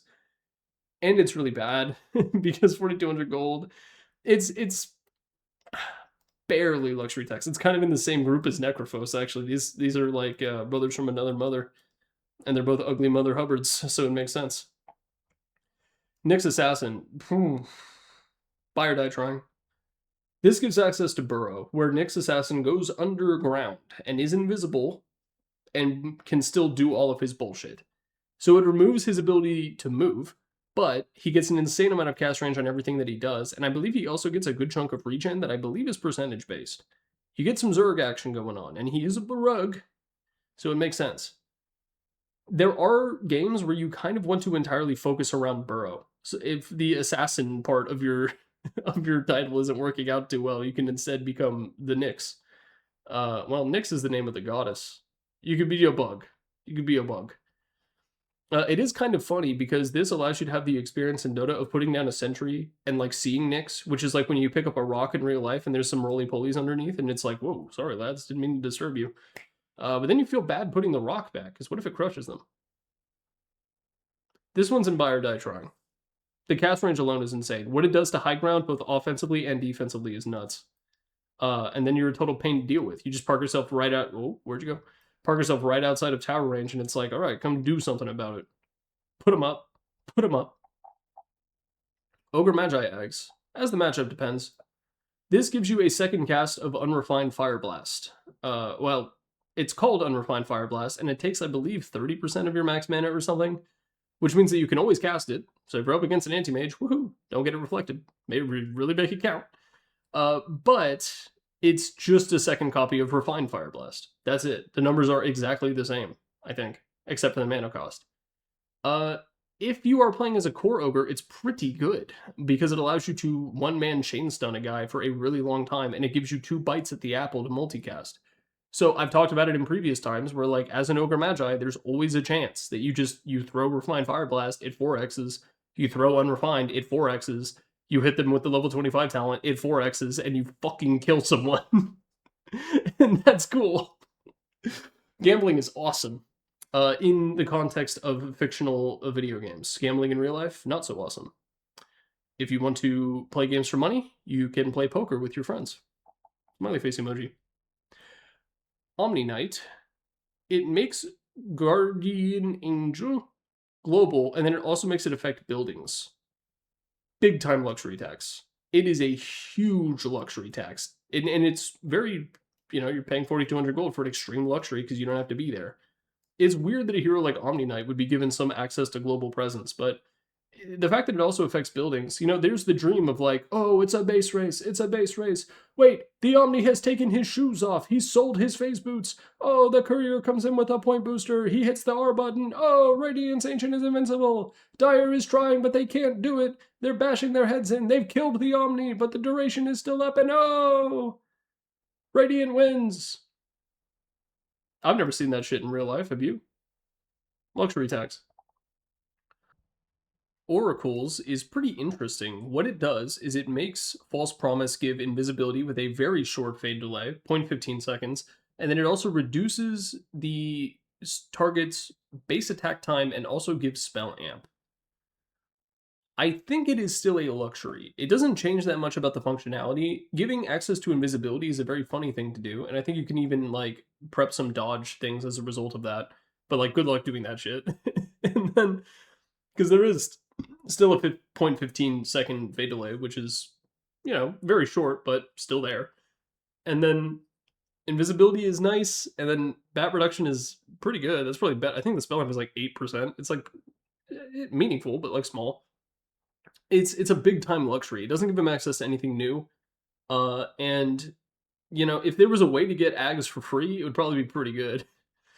Alchemist should absolutely give Oracle and Ags pretty quickly because it allows him to lower his base attack time down to like, I don't know, is that point, is it like -4? Like what? Just like a that's him right clicking. Luxury tax for sure. OD, Jesus. Oh, canonical. This thing is broken. So what this does is when you reach a certain HP threshold, I think it's like 15% or 20%. It's low enough that it pretty much, or high enough that it pretty much always happens. Your mana pool is drained, and all of your mana is converted into a shield rune barrier. It is broken. You can think of this, Ags, as imagine, you know when you're running away from a fight and you stumble upon a shield rune and you're like, hee hee. Imagine that is guaranteed to happen every fight. It has a cooldown, and it's significant. It's like 3 minutes or so, but like by the time you get this, it's not that crazy to have 3 minutes between fights. And you'll sometimes see ODs pick it up really early. Like they go Witchblade, BKB, this. And like that's a pretty valid thing to do, in my opinion. You buy 2 cheap items and then an axe, so you never die. And you can tank for the team. The downside, of course, is that your mana pool is entirely drained. So you can't ulti and you can't use your W immediately. But you get 1 Essence Flux proc, and now you can. And your mana pool is the size of the goddamn solar system. And you have ways to make it bigger. So it's just ridiculous. You go that fast whenever you proc Essence Flux, your max mana gets bigger. And now all of a sudden you have a HP barrier. It's supposed to be 60% of your mana remaining, I think. Or maybe it's higher. Maybe it's 100. I don't know. Maybe it's 1 billion. And now you have this insane shield that they have to work through. So now you're impossible to burst. It's a small, very temporary decrease. It's a significant decrease in your damage, but a temporary, very brief decrease in your utility as a hero. And then the downside of draining your mana, you fix that immediately, because Orb is a percentage-based effect similar to Unrefined Fire Blast, so you always have the mana to cast it. It is so broken. It is so painfully broken. It's a big part of why OD is one of the best scaling mids in the game right now, is because of this ability and what it does. Because having a shield rune fall into your lap whenever it would be convenient for that to happen is a broken thing to do. I really thought Valve were going to take this out of the game in 7.40. They didn't. Valve, please remove this shit. Like, I'm begging you with tears in my eyes. It sucks to play against. It's awful. And then the reveal. The reveal when you didn't know. You didn't know he had the axe, and so you cast all your spells, and now he's still alive. Ugh. This hero should not be tanky. He should not have access to something like that. I could complain about this for 10 more minutes. I really could. Moving on, Pangolier. This one's good. Buy or die trying. So, fantastic Aghanim Scepter. What it does is whenever you cast Shield Crash and you do your little whoop-de-doo in the air like a Mario thwomp, now a 2-attack Swashbuckle is done in all cardinal directions around you. This also applies whenever you cast it during your ultimate. It allows you to generate a massive amount of physical damage affecting multiple heroes, and it's kind of incidental. It's also a bit of a farming item. You don't go it early, you want your on-hit effects, you want your regen options, but when you eventually get it, it's a massive additional power spike for you that scales really well, because Swashbuckle scales off your right clicks, so every item you get that buffs that also buffs your axe. It's a very good item. You buy it or you die trying. Phantom Assassin is fan of knives. It's another one where it just fucks Bristle. I should have maybe made a tier that's like Ags that counters Bristle. This is one of them. So what this is it's a fairly long cooldown. It sends out a fan of knives around PA that deals 30% of anyone hit by its max HP, which is insane. That is a ridiculous amount. It's not current, it's max. So, and 30%, that's a lot. That's almost a third. NA math skills. It also breaks for a significant period of time. I think it's like 4 seconds or 6 seconds, I think. It's like a pretty substantial break. It's solidly a luxury though. It's like this is one that you don't really pick up unless you're against a bristleback, and when you do pick it up, you're buying an Axe Blessing, so you never have the Scepter in your inventory. It is pretty good though. It's great for scaling and 30% max HP, but it is a luxury, so it goes in luxury tax. PLs is great right now. This is because this is the current patch. This is canonical. So what this does is it increases the distance of Phantom Rush up to, I think, 1350, which is further than a Blink Dagger, by the way. And then for every 400 units you rush, you generate another illusion that will beat they ass when you get there. This is such a good mobility and initiation tool. You no longer get the bonus agility on this, now that they've removed that, but having access to the Aghanim Scepter means that you're oftentimes going like, you know, Boots, Wand, Phylactery, Yasha, and then either this or you finish the Manta. You go it very, very early on, and it's a big component of why you're such a pain in the ass, because it jumpstarts the juxtapose process as well. And again, 1350 range. That's huge. That's bigger than a blink. So, you know, if you see them, you can usually activate it. And then there's talents that help you with that even more. So it's going to go in canonical, but this is a very patch exclusive thing. The old one where it used to multiply your spear or phantom lance, that one was also very good. Canonical for PL. Phoenix. Jeez, you better have a lot of confidence either in your skills or your stack mate's abilities to forgive you. It's gonna go in luxury tax. I don't think there's any one particular matchup. Well, it gives you a way to deal with like Fiend's Grip and Doom and stuff like that. So I think it actually is in as the matchup demands for Phoenix. What this does is it increases the hit counts to kill the egg up to 13, I believe. And then you have talents and whatnot, and a shitload of incidental evasion and attack speed slow. But more importantly, it allows you to grab your buddy, who hopefully trusts you very much, and it brings them into the supernova with you. And then if the supernova goes off, they come back out a sweeting, fresh, and pure, devoid of all the things that were affecting them in their previous life, cleansing their karmic cycle. But if you die in the supernova, they die too. So if you pick up your, you know, rapiered Medusa as she got doomed, put her in the egg, she's yelling at you because first off, she's a Medusa and it's okay for her to get doomed, kind of. But now also, if you die, you lose the game. So it is a very high risk, but very high reward potential Aghanim Scepter in the right matchup. And you need that matchup to not only have an ally that you can cleanse of all their problems, but you also need to be able to guarantee that the supernova goes off. So you're really putting a lot of trust in yourself if you pick up an Aghanim Scepter. But there are some games where it is necessary. And, you know, good luck to the Phoenixes who have to put up with this shit, because it's not fun. You get it off and you feel like a god. You fail and everyone hates you forever. This has ended a friendship before. And from that perspective, it's a very powerful Ag Scepter. Pug. This one's great. I think it's Spire Die Trying. So what this does is when you Dream Coil someone as Puck, it will automatically begin emitting Puck right clicks from the Dream Coil onto all of the targets affected. If they break Dream Coil, they continue to get right clicked. I don't know if there's a range distance, like if you immediately break it and then TP out, I don't know what happens. But it's great. In combination with the level 25 talent that makes it Pierce debuff immunity, whoo lad, and you can pick up a Refresher and a Parasma, and you can like get an ultra kill off of hitting 2 buttons. I guess 3, because R, Refresher, R. It is so good, and it enables you to play right-click Puck. There's, you know, not every game. Not every game. Sometimes you really do want to go all in on being like a tricky little defensive bastard. But if you want to smack the hammer down, you can pick up Puck. And trust me, the anvil will feel it. Pudge. This amplifies rot to a ridiculous degree. It also increases the slow. You buy, is it canonical? Every now and again, you'll find core Pudges. Like, if you're playing offlane Pudge and you have a nutty game, you will pick up an Aghanim Scepter as like a second item. And mid is like kind of built around it as well. But I don't think it's quite as good as a lot of the Aghanim Scepters that are up here. The definition of canonical, by the way, has changed a little bit. It's in buy or die trying, but you do usually pick it up early, but I just don't think it's as good as these. It turns rot into an absolutely disgusting item, and if you play against a Pudge who has a nutty lane and they wind up like farming the enemy safe lane for like flesh heap stacks early, and they managed to pick up, I think there was a game where it was like a 12-minute Ags on Pudge that I played against. It is fucking miserable because you can't run away and you don't have the defensive tools to get away from him.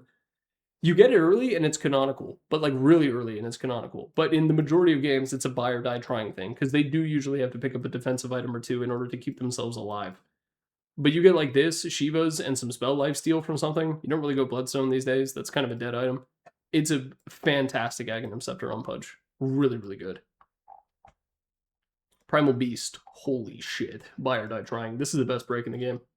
Hands down. So what this does is when you cast Uproar, based on the number of stacks that you have, it will begin emitting lines on the ground that split into two that deal damage and break for an extended period. I think it's only 2.5, but it can reapply from the lines that come out afterwards. And there's going to be 5 waves of these things. So if there are heroes that are really reliant, you know, earlier I talked about how Bristleback obviously is countered by break to the point where everyone will bend over backwards doing Cirque du Soleil shit to get a break on their team against him. There are a lot of heroes who are just sort of incidentally countered by break. So like Medusa, Axe, Lifestealer, like even Pangolier and like Anti-Mage and like heroes like that, they get boned by breaks. This allows you to apply break to an entire enemy team for a significant portion of the team fight. Not many other abilities can do that. There aren't a lot of AoE breaks in the game. This is one of them, and it's an amazing form of it that also deals damage. Buy or die trying. It's great. If you're a Primal Beast player and you're not big on the Ags, just give it a shot, man. It's so good. You don't need to be against a Bristle for break to be good when you're playing as Primal. Pugna. Ooh, Pugna Chan. Why am I making fun of my own channel mascot?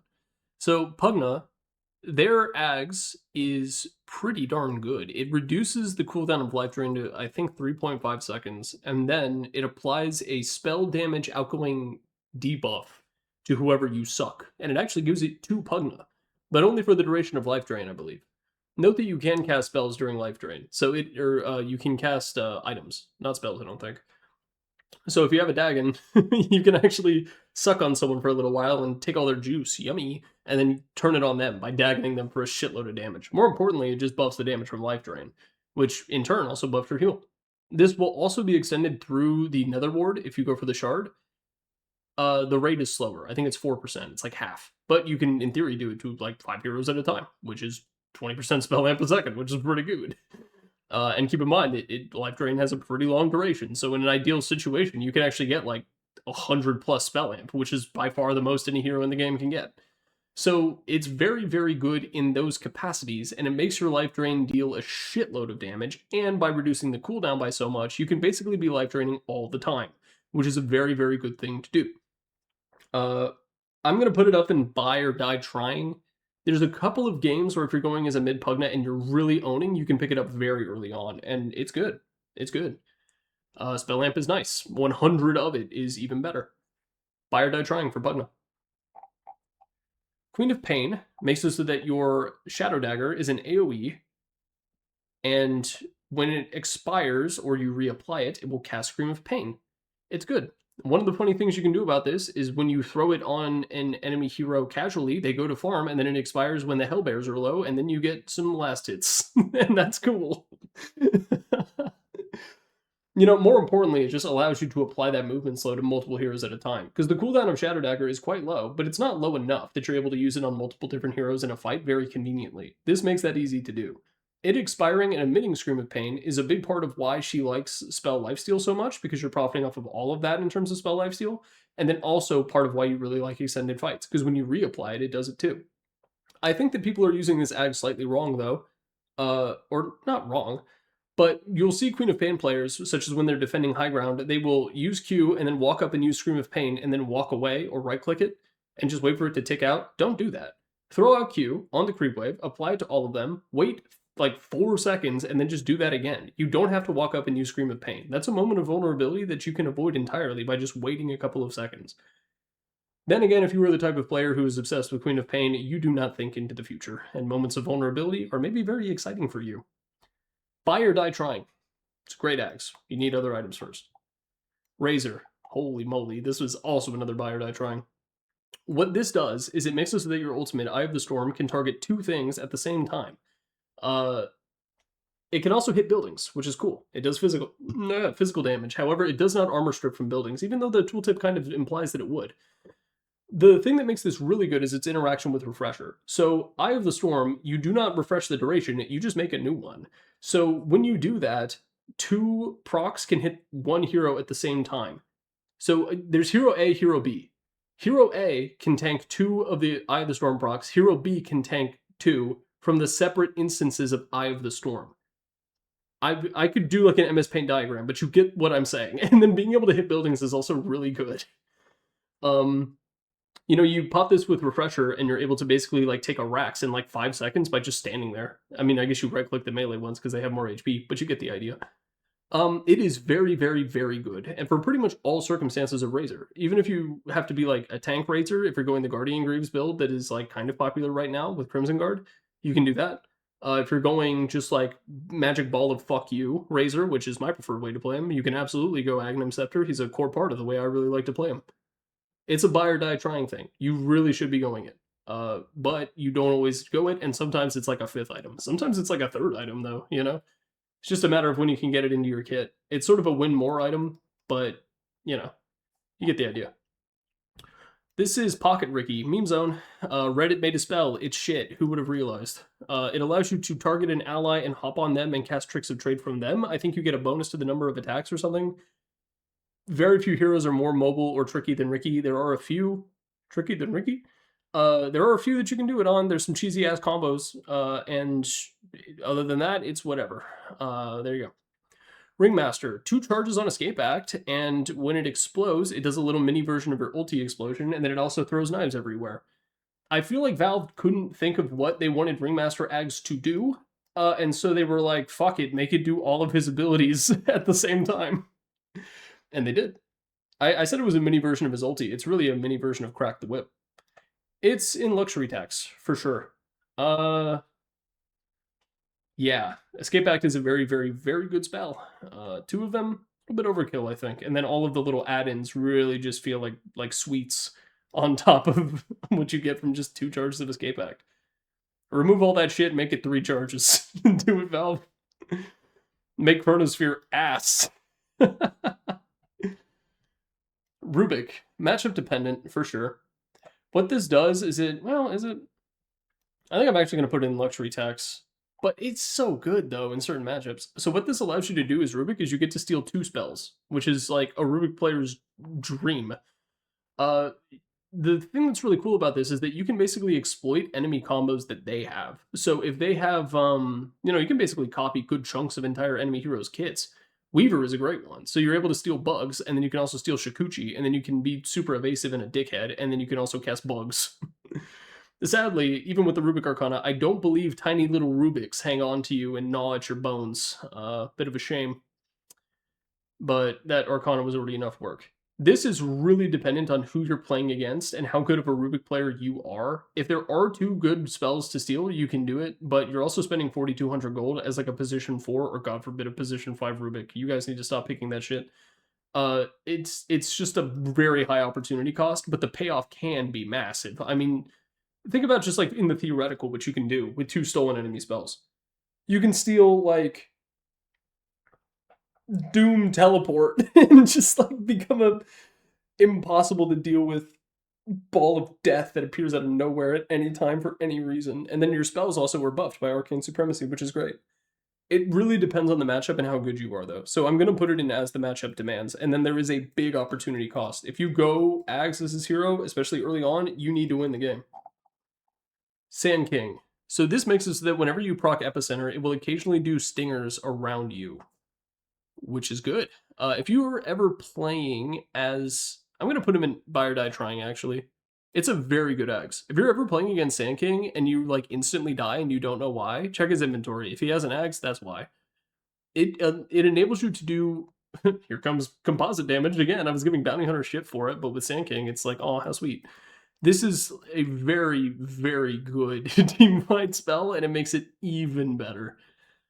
It's so chaotic when he comes in with this. It's like, oh shit, it's like riding a roller coaster, but you got teleported onto it. Or rather, the roller coaster got teleported onto you. It's very, very good. I think you should be going this as Sand King pretty much every game. It's just a matter of when. Shadow Demon gives you 2 charges of your ultimate and allows it to apply Break. If you have Shard, you can also use it on your friends. Smiley face emoji. If there was a tier that was this counters Bristle, Shadow Demon would be here.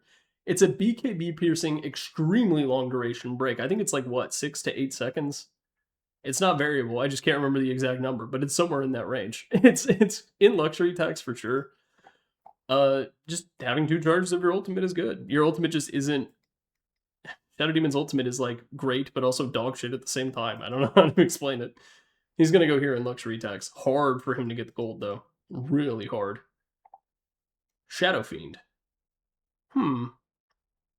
It is by definition a luxury, but it's also extremely good. They removed the raised soul cap on it and just made it a normal part of the hero.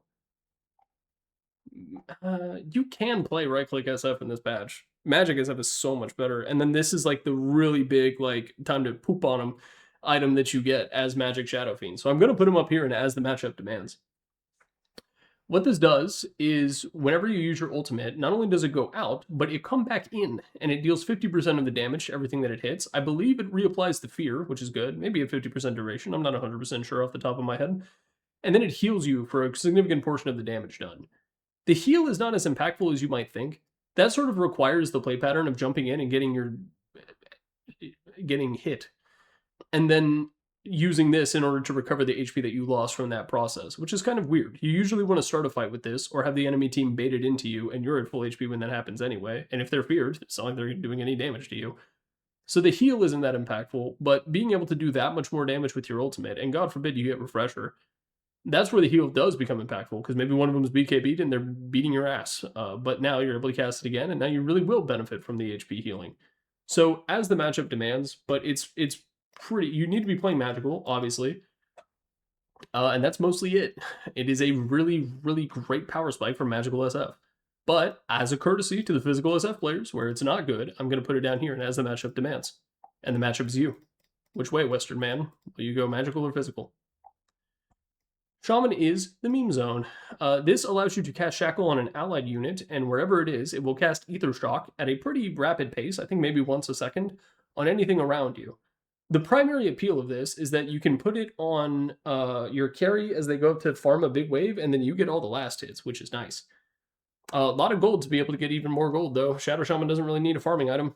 You just need enough passive gold to buy BOTs and a refresher. Pretty bad. There's a couple of heroes that are really mobile that you can do some cheeky stuff with. I can't remember. It was either Rizpol or Datoliong who came up with the, like, taking my pet ant for a walk build, where you have Weaver and you rush Ags as Shadow Shaman, and then you put it on the Weaver and he shakuchis around and invisibly shocks the shit out of people, and that was a funny YouTube video to watch. But it is a meme. It is a meme. It's a funny meme, though. Silencer, big time luxury tax. What this does is whenever you use Global Silence as this hero, it will also apply Arcane Curse to everyone, and obviously they're silenced, so the duration is quite long. It lets you deal damage with your ultimate, which also means you can cancel blinks, which is good. But it is weak to all of the exact same things that that Global Silence is weak to. So they pop Manta, it doesn't matter. They pop a Lotus Orb, doesn't matter. BKB, who cares? You get the idea. It's a big time luxury.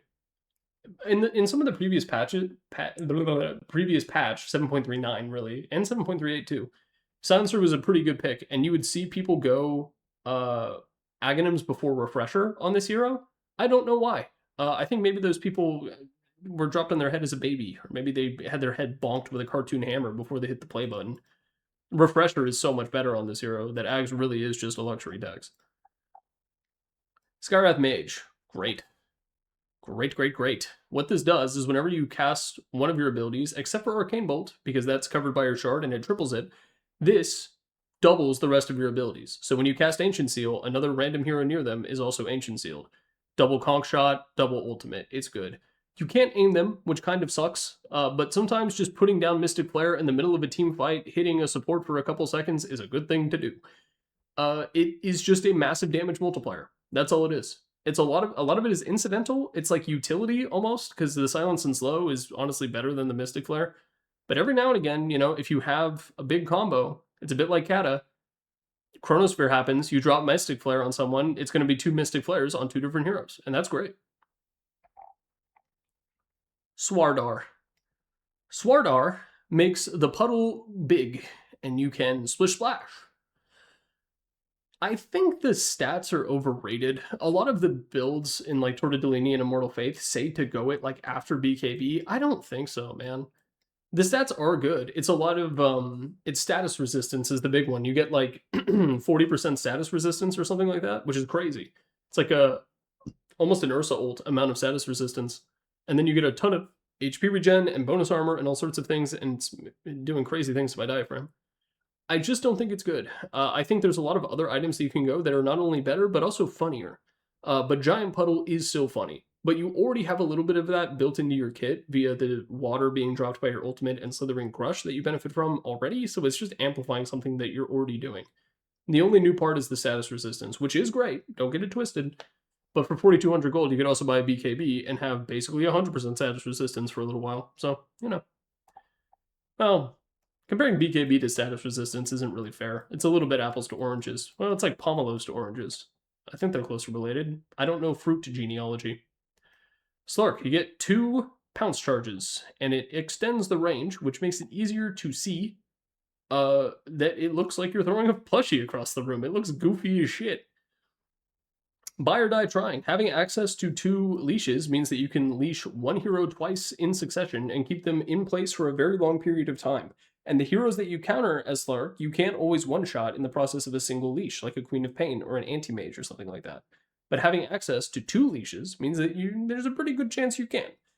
Also, because of the leash facet suddenly being integrated into his kit, and he gets his Essence Shift steals jump-started by landing pounces, this lets you do it twice, which is great.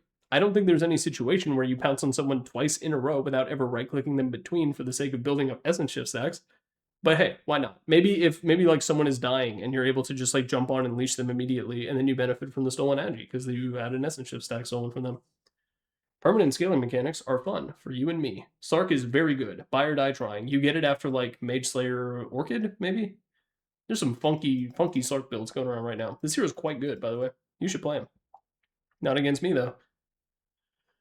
Oh, gobble up, my beloved. What's going on, Sapphire? What's going on, mama?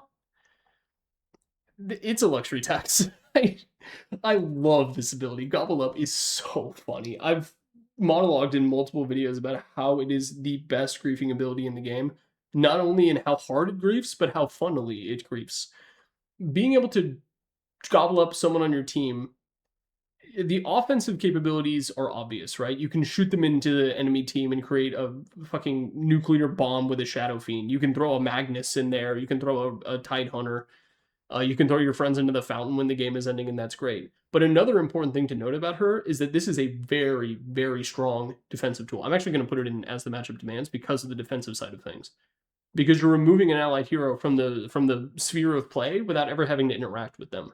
And if you go Aether Lens, you can snatch people out of Black Hole, which is funny. Legion Commander, I just talked about how Slark wants to be on top of someone. Doom, lot of options. A lot of good situations where you're up against a certain hero and you're like, oh shit, how do we deal with that? And it's like the Snapfire will eat me and throw me into the fountain, and then that is how people do it. And we hope the Snapfire doesn't get pissed off and instantly loses the game. As the matchup demands for Snapfire, it's one of my favorites though. A lot of good memories, a lot of bad memories.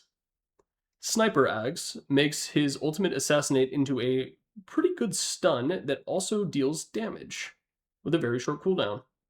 If you're playing a support sniper, which you shouldn't be doing, it's definitely an as the matchup demands. But out of disrespect for support sniper, who is also my beloved, I'm going to put him down here in luxury tax. If you're playing as a core sniper, you don't want them to be in a situation where you have to use assassinate to kill them anyway. I mean, if it happens, it happens. But you really just want to lay into them with your right clicks until they stop moving. This is not really conducive towards that goal. The 4,200 gold is a very real opportunity cost on Sniper, even though you're pretty solid at farming, especially if you went Maelstrom. You just got a bunch of points in Shrapnel, and you can farm with that too. Spectre's Ags is an interesting one. It is new, and you never see it, despite the fact that this hero is very popular right now with the Phylactery build, which I like to think that I helped promote that in lower MMR matchmaking. You're welcome, and I'm sorry. It's not a meme, but I think it is. But I have never used it, and I've never seen it used against me. So the way this works is when you cast Haunt, the first target that you haunt to will have an AoE fear around you.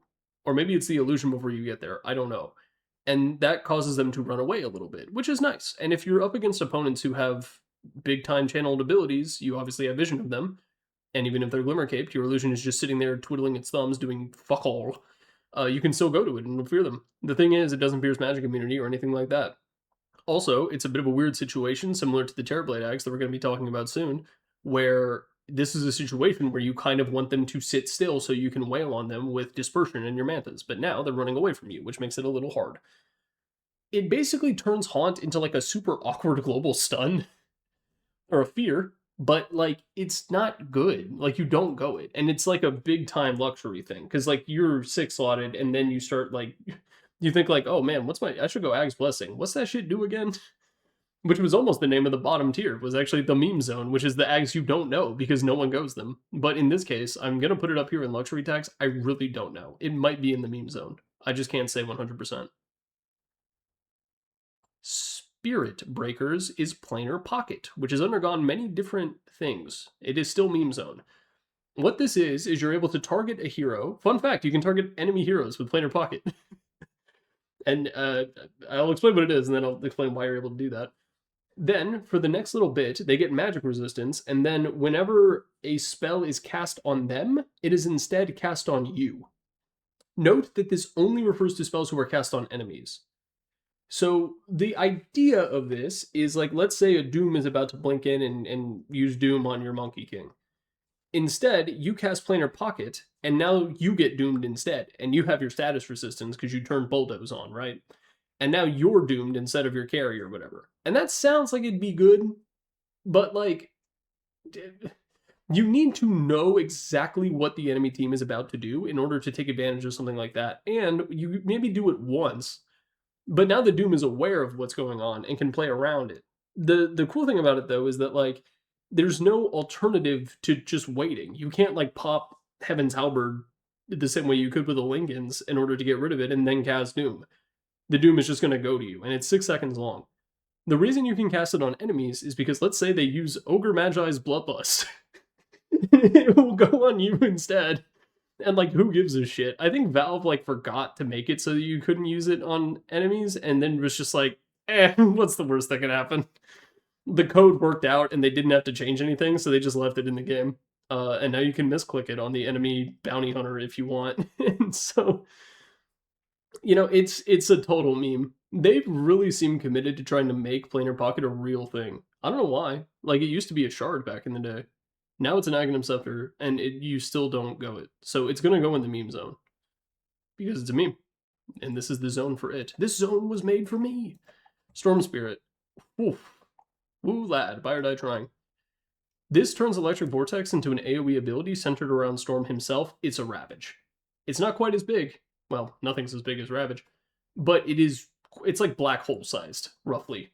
It's humongous. And then you have to think about it in the context of the hero, because you have Electric Vortex, you have Remnant, you have your Shard that gives you the charges, and you get your bouncing at 25, and you instantly kill people. I talked a lot about it in the Shard video. I'm going to reiterate it a little bit here.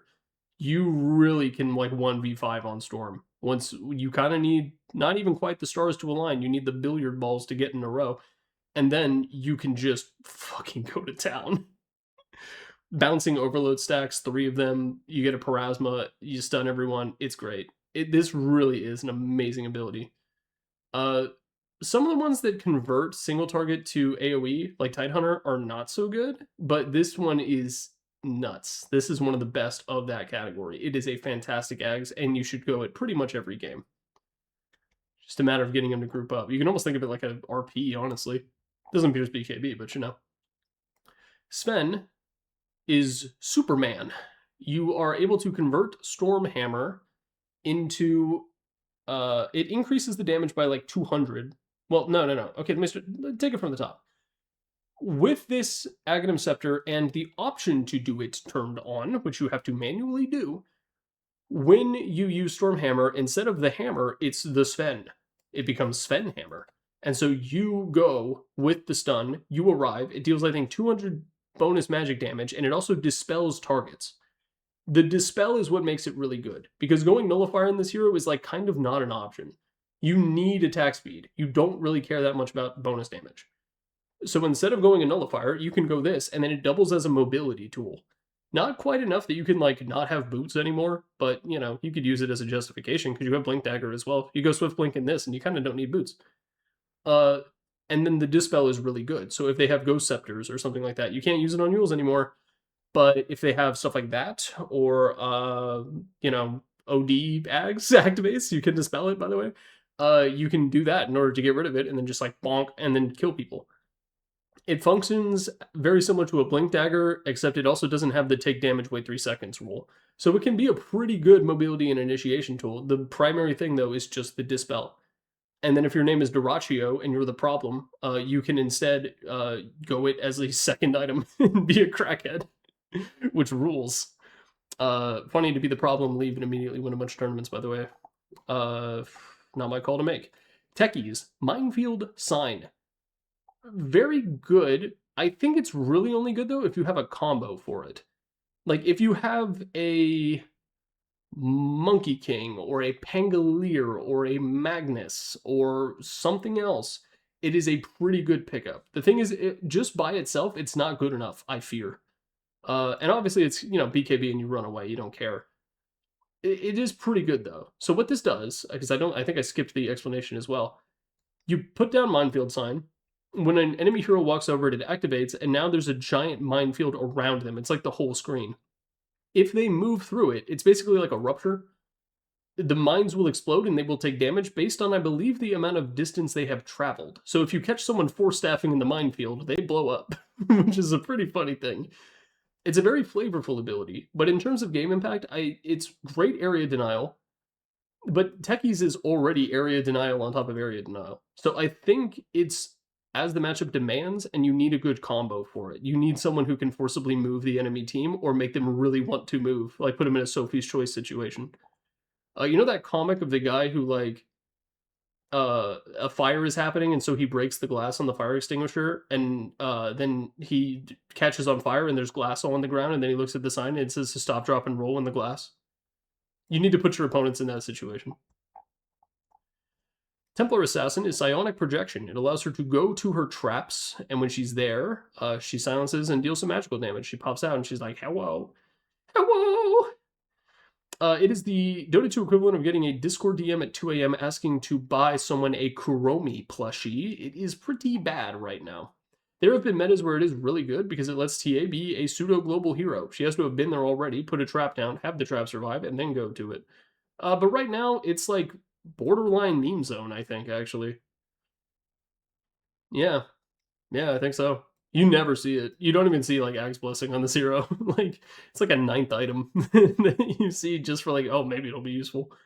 You can do some funny shit with it, though. Like, you can actually just use it to optimize your farming path. Like, it doesn't have to be this crazy global ganking tool. It can just be like, oh, I'm over here now. But it is so bad that you barely ever see it. I'm gonna put it in the meme zone. If Valve buffs it so that she gets, like, I don't know, 3 meld charges when she uses it. Oh my god, actually, Valve, do not do that. Terrorblade. It's a big-time luxury tax. It's one that he can't afford to pay, though.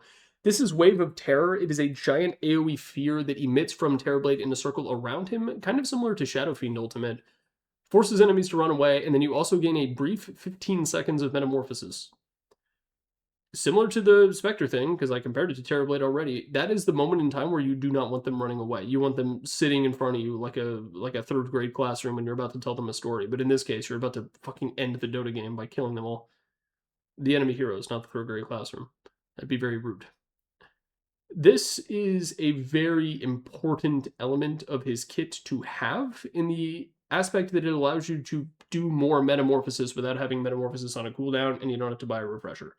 15 seconds is not quite enough. It's mostly enough time. It's not enough to siege, but it is enough to contribute to a fight and make the enemy team run away. And that means that you have more time for your actual Metamorphosis to come off cooldown, which is nice. It is ultimately just an item that you don't pick up unless it's similar to, who did I say earlier, like, never has the Axe Blessing in their inventory? I think it was Phantom Assassin. It's similar to that. You want to buy Axe Blessing. You don't want to buy Axe Scepter.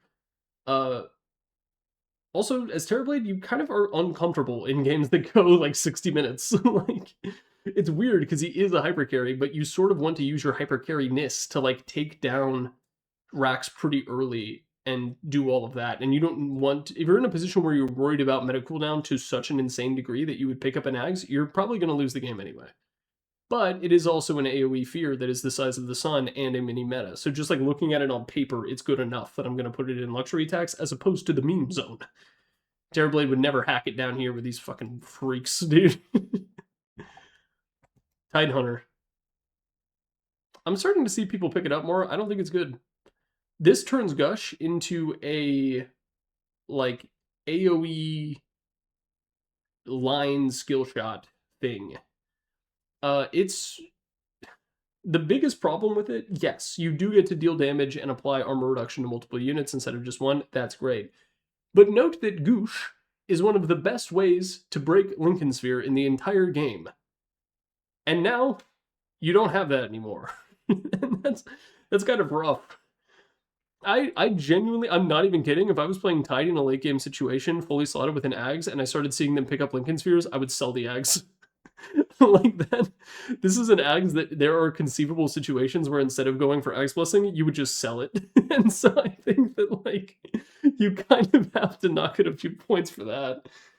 But it's not bad. I mean, just being able to deal that much. I mean, you can use it to push waves without getting right up close to it in order to cast Anchor Smash. It's very safe. It's good for defending high ground, but you're in a losing situation if that's the case. If it gave vision, it'd probably be a little bit better. It's in luxury tax down here, but I'm serious about the fact that, like, there are situations where it is optimal to sell it as opposed to upgrading it to blessing. Timber Saws is the buff to reactive armor that automatically puts you at all stacks and gives you a regenning shield, and at the end it does big boom boom. I think it is very good. I think it's buy or die trying. The thing is, it is dispellable. No one knows this, but you can actually dispel it, and when you do, it will do the big boy boom boom right at the very beginning of the dispel, but you can counter his Aghanim Scepter with a fairly basic and, like, not super common, but common enough active ability or item. So I think it's in buy or die trying. You do pick it up. It gives you the ability to do a bunch of burst damage, which you as a Timber can already kind of do. I also think it deals magical damage as opposed to the pure damage that the rest of your kit deals, which is kind of weird. Maybe it does deal pure. I don't know. It does a lot of damage, though, especially if the shield is full. The enemy team can interact with it to a limited degree because the big boy boom boom, the damage is proportional to the amount of the shield remaining when it goes off. But it regens, so if they're able to, like, run away and then burst your shield down to low, if they don't have access to a dispel or don't know that you can dispel it, which is the more likely case, it does less damage. But it allows you to jump in the middle of a shitload of heroes and just, like, have no fear, which is a good thing to be able to do as an offlaner like Timber. Really good in the high ground situations because it's hard to build up reactive stacks preemptively before a fight. This gets you all the way to full, so it's good. It's very good. You should be going it on most Timber games, but you don't go it first. Dinger turns laser into shrink ray, decreases their current and max HP by 13 HP and makes them a little bit smaller, and that's funny. It's a big part of what makes Tinker such a threat in the late game because he's able to do so insane amounts of damage with laser. And being able to deal max HP % damage is very good. And you're able to stack it, which is also kind of crazy, actually. It works a little bit like the Undying. Well, no, it doesn't, because I think when you get the HP back, it's proportional. but you don't really care. Like, ideally, when you get hit by Shrink Ray, you're gonna die before it actually expires. So it's gonna go and buy or die trying. Very good. Very good. Great, even. I would go so far as to say I'm complimenting a Tinker thing. Oof. Tiny gets Tree Volley, which is a big-time luxury. It's not really what you do in the current patch with Tiny. You just do toss bullshit, which is good. Toss bullshit is enough to win many a game of Dota.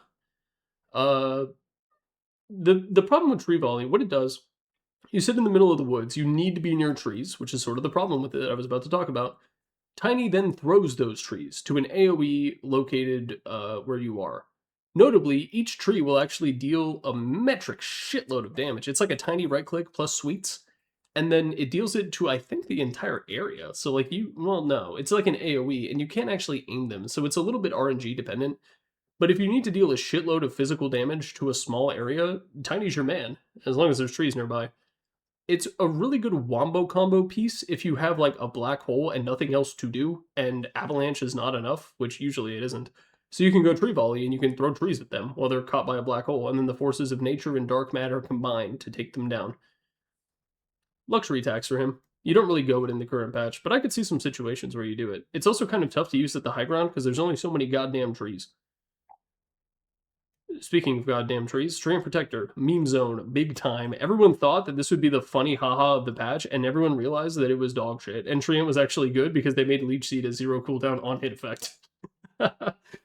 Everyone got that prediction wrong, including me. Well, I think I called it a meme even at the time, but now I'm really calling it a meme. This causes you to be big. When you use Overgrowth, it doubles your strength, and then it makes you unslowable, but I think puts you at like 380 move speed, like a gun. But you're not fast like a gun. Instead, you're medium speed, and then I think you can walk over trees and stuff, and then you smack people. And that's it. Like, it's really not that good. It's very funny, you know? You do this, Bloodlust, BKB, you're huge. And the enemy team can't click on any of your teammates, which is nice. But for the most part, it's just like a turbo-only 2K, 2 a.m. on a Tuesday type thing. A lot of twos in that. Troll Warlord. You know, in the very first video I ever made on this channel, I dedicated the wall of text to talking about how bad Troll Ags was. But as the years have gone past, and by the years, I mean like less than... Has it been 6 months? What day is it? In 2 days, it'll be the 6-month anniversary of the channel. Look at that. In that time, I have grown older and wiser.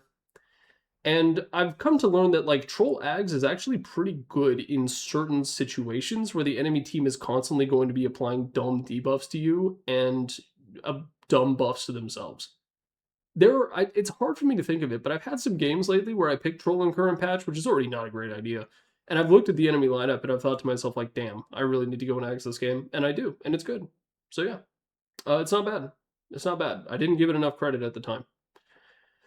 Still, you don't go it that early, and there's a lot of games where you completely forget about it and you never even think. So it's going to go in as the matchup demands, but it's not as bad. It wasn't deserving of a wall of text talking about how bad it was. Doesn't work on Yules anymore, which sucks. Yeah. So if anything, it's gotten nerfed from back then, so it really didn't deserve a wall of text. Tusk! A Tusk's walrus geek. This is canonical, dude. This shit is fucked.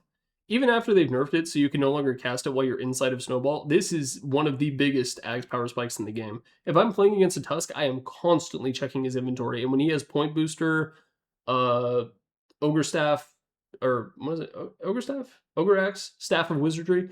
I'm sweating in my boots for when he gets that Blade of Alacrity, man. It is terrifying to play into.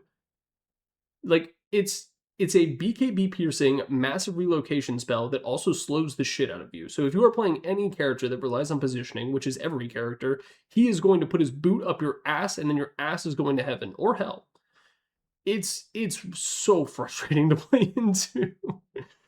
And it's strong enough that you can be a Tusk in like kind of a losing game, but if you can get Blink Dagger or like Blink Dagger Ags, you can do work for your team. And like a good Walrus kick wins the game. You go Blink, by the way, because you're able to target them in the air with Snowball. You have to have some fast fingers. You got to practice it in demo mode. But trust me, you get that down, you can do some freakish initiations. Think of it like a Venge swap with equivalent but different upside, and then also you get out fucking scot-free if you're able to get that combo down well. It's so good. And I think if you're playing Tusk right now, this is a very good thing to do. I've also been seeing mid-Tusk with Desolator in my games recently. Cut that shit out. Do it on the enemy team, maybe. I don't even like playing against it. Underlord. This increases the radius of Pit of Malice, and then also makes it so that when you use your ultimate, a Pit of Malice will appear in both of the portals. Circles on the ground, circles on the ground. Underlord he puts circles on the ground. Luxury tax. It's nice to have. There aren't any particular matchups where it's that good, but it is generally a good thing. The thing about him, though, is you want to stack up Guardian Greaves Pipe, Crimson Guard, and then you can go it. And those are all, like, expensive items. So it's not as simple as just, like, I will go eggs. But when you do, you can basically lock down an entire team fight, and it's really frustrating to play into, because not only do you have to deal with the Pit of Malice around the portal, he also just has normal Pit of Malice. And that's tough. That's tough. Luxury tax for him. Is it buy or die trying now that I'm really thinking about it? Because it is generally good. I think it's... We're going to move it up to buy or die trying. It's not a matchup dependent thing, so it's not going to go here. Undying. Strength steal from decay boosted from 4 to 8. Core Undying is by far the much better version of the hero right now. I'm seeing a lot of phylactery with soul rip maxing, which is like weird. But even then, you do transition into just being a big fat bitch who spawns zombies and doesn't afraid of anything. So I think he's going to go and buy or die trying. You do eventually want to get this. And then you'll occasionally find support Undyings who have about as much brains as the normal Undying, and they'll go, this is like a second item after like 4 staff parts. A fluffy hat and a blade of alacrity in the inventory of my Pause 5. That's what I like to see. So it's going to go up here. Buy or die trying. You do usually go it, regardless of position and circumstance. Or you try to. And if you don't, you die. So you buy or die trying. Ursa. His Aghanim Scepter reduces the cooldown of Enrage down to 18 seconds at level 3, and then also allows you to cast it while stunned. He has a bit of the same problem that a few other heroes have, where the game tells you can cast it while disabled, but in reality, it's only when you're stunned. So if you're silenced or you're hexed or you're taunted or anything like that, you actually can't do it. I think it's quite good. I think it's very good, but it's oftentimes a luxury item. What makes it really good, though, is if you're up against the Wombo combo stuff, because it allows you to deal with that. You get Black Hold, you use this. You get Chronosphere, you use this, and now you're not going to die. Hopefully you won't. You know, when the refreshers come out, you might die. But it's really good for just dealing with that initial burst of Wombo combo, and your team might not be so lucky, but you're the Pause 1. So you're important, and you're the only one who counts. Sadly, with the removal of the Aghanim Shard that gives him a mini Enrage whenever he uses his Q, I do think that Octarine Ursa is dead. Rest in peace. I love that build so much. I'm sure you could still try to make it work, but like for the most part, it's gone. Still, the Axe is very good, and even in games where it's not, where you don't have to worry about the Wombo combo, having your ulti on an 18-second cooldown is like, that means twice per fight. So that's pretty good, I think. We're going to put it up there, but it's probably one of the weaker ones in here. There's some games where you probably don't go it, but, you know, your default path with Ursa, you will eventually go it as like a 6th item. Unless you need to go like Bloodthorn for some reason. Venge, holy shit. This is probably going to go in canonical. What this does is when you die, it's a component of your aura, Vengeful Aura, that makes it so that when you die, you get a strong illusion of yourself that forms with all of your abilities refreshed, which is insane. So what you can think of Venge Ags as is it is an Aegis of the Immortal and a Refresher and all of the stats of an Aghanim Scepter combined into a single item for 4,200 gold. When you die, you come back, you can immediately pop your ulti, magic missile, do a shitload of magic damage to someone, armor reduction with your W, and the aura stays alive, which is a big deal. It also, like, the big thing is like how it enables Core Venge to be a thing, which has really fallen out of favor since I made the video. I think that was like the 3rd video ever on the channel was Core Venge. I'll make a support Venge video eventually. But being able to die and not give a shit is a very powerful thing to do in Dota, and there aren't a whole lot of heroes who can do that. Wraith King, yes, by the same definition. Venge as well. Undying to a limited degree because of his innate making him respawn instantly. That's it. Weaver, if you're willing to do the thing where you hit your ultimate as soon as you die. You buy back and you do it. You can do it on Puck too. Are there any other heroes? Nature's Prophet. You can teleport back in. Whatever. The idea is that you get all of that. None of those come with a refresher, by the way. Venge's does. So even on support Venge, you get it pretty slow, and you need to get like a 4-staff or a Glimmer or something. But once you get that Ags, you can get picked off, and it's like not that big of a deal. As long as you're not getting picked off solo, and then they just kill your illusion. But even then, you become a much spicier target for them to bite down on. And then if you're in a fight, like you ulti for a bag of chips, you don't give a shit because you're gonna come right back and be able to have all your stuff. Also, you respawn on the illusion and it collects XP for you. It's good. Venge's death count doesn't count. Venge always has 2 deaths: the one she fed First Blood, and the one where she gave her life trying to defend the Ancient.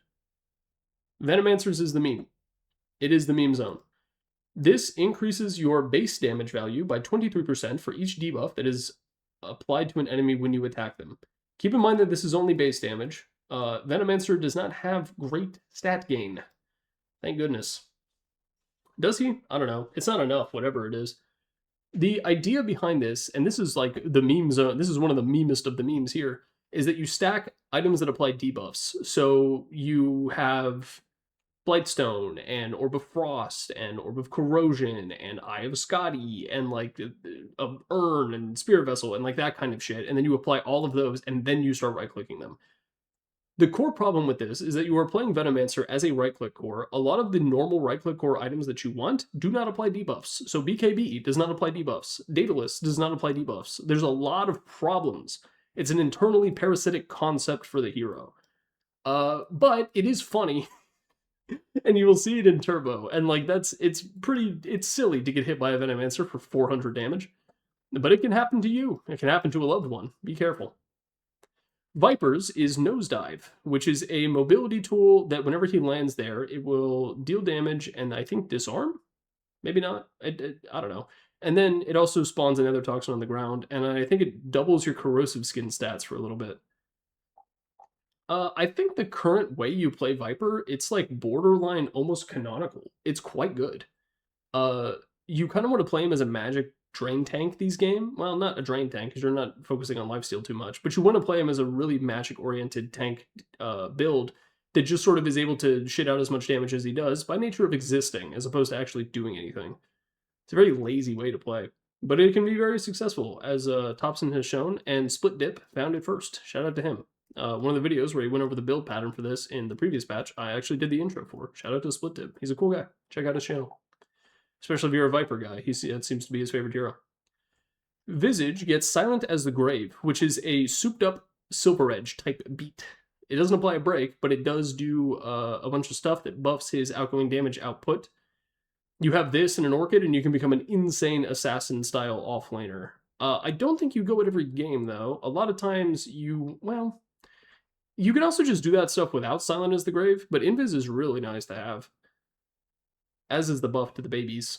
I think it goes in luxury tax, but I think it's kind of underrated. It's a very good spell. I'm starting to see resurgences of Shadow Blades in the meta, which if anything actually kind of makes it worse, because Invis, you want one of it. But it's overall pretty good. I'm going to put it in luxury tax. But there are some games where I think if you're really popping off as a Visage and you're playing that assassin style, it can be like the item you go for. Higher end of luxury tax, I think. Void Spirit Ags. Ooh, this is buy or die trying. This is great. Ooh, this is great. What this does is it gives you 2 charges on your shield, and then whenever someone is hit by the shield as it's outgoing, they are briefly silenced. Channeled spells hate Void Spirit because of this and his ability to do it. And I hate this old portrait that they used of him. It's so gross looking. He's so scruggly. Just having access to those insane, massive AoE silences. I mean, I talked about how good it was for Marcy to be able to have it. Void is the same situation. But you get arguably even more upside because it increases the amount of damage dealt and I think makes the shield bigger too. I think. Maybe it doesn't. I don't know. Regardless, it gives you 2 charges, so you're dealing more damage and getting more shield anyway, so I'm right. It is an item that you absolutely will work into your kit, it's just a matter of when. I've seen Void Spirits go, like, Orchid right into Ags. I've also seen them save it as, like, a 5th item. There are some Void Spirit builds that don't care about it as much. One of my favorite builds to do as this hero, I don't think it's necessarily good, I'm not condoning it, but you go, like, Manta-style Bloodthorn Basher, and you just blow people up, and it's really fun. That kind of build, you don't necessarily do this because this is conducive towards sustained mass team fights, which that's not really what Void wants when he's going Bloodthorn, Basher, Manta. But still, it is amazing, and it really throws a wrench in pretty much any team's plans as far as team fighting goes, because it also means that you can blink out on a hero like a Lion or a Shadow Shaman or other instant disables, and you don't have to be scared, because you can silence them. What are they going to do? Yules themselves? By the time they come down, there's an Aether Remnant waiting for them. And maybe it's going around in a circle like, wee woo, wee woo. Buy or die trying. It's a great item. Buy it on Void. Just a matter of when. Not many left, only 7.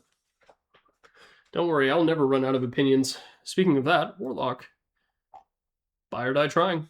2 golems is great. That's really all it does. The description is a little bit misleading. It says that it summons 2 golems. That's actually not what it does. It basically just casts 2 ultimates in very quick succession because it stuns twice. 2 golems is good. If you want to hear me talk about Girls' Night, go to any of the other videos where I talk about Warlock. Go to the dedicated Warlock video where I had a whole slide dedicated to Girls' Night. One of my favorite things in Dota. It's fun. Axe is required. Go it first before refresher for mana pool purposes. Weaver. This allows your ultimate rewind to be cast on allies. It's good. If you're playing as a support Weaver and you're in situations where you think it is good, you should go it. The thing about support Weaver is they are actually not playing support. They will go Maelstrom. They will annoy you. They will take your farm, and you will lose the game. But they will get roll queue tokens, so it's okay. It's actually pretty good. You have to be playing as a support Weaver to do it. It's pretty much useless on core Weaver. This is the thing where, like, I don't think you ever go it on core Weaver because you care more about yourself than anyone else. Because remember, carry players are the only ones who count.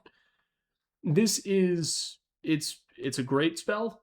It's a good spell. Disorienting to have it cast on you. Ugh, feels weird. When you get rewinded in the middle of a fight when you weren't expecting it, it feels like when you wake up from a bad nap and you're like disheveled and sweaty and it's like 8:30 p.m. and you're like, oh, where am I? And then you quickly get your bearings. So as the matchup demands, Weaver Ags. Windranger Ags is great. Profoundly unfair. This allows you to be invisible and move while attacking, which are 2 pretty important rules of Dota that you're not allowed to do that.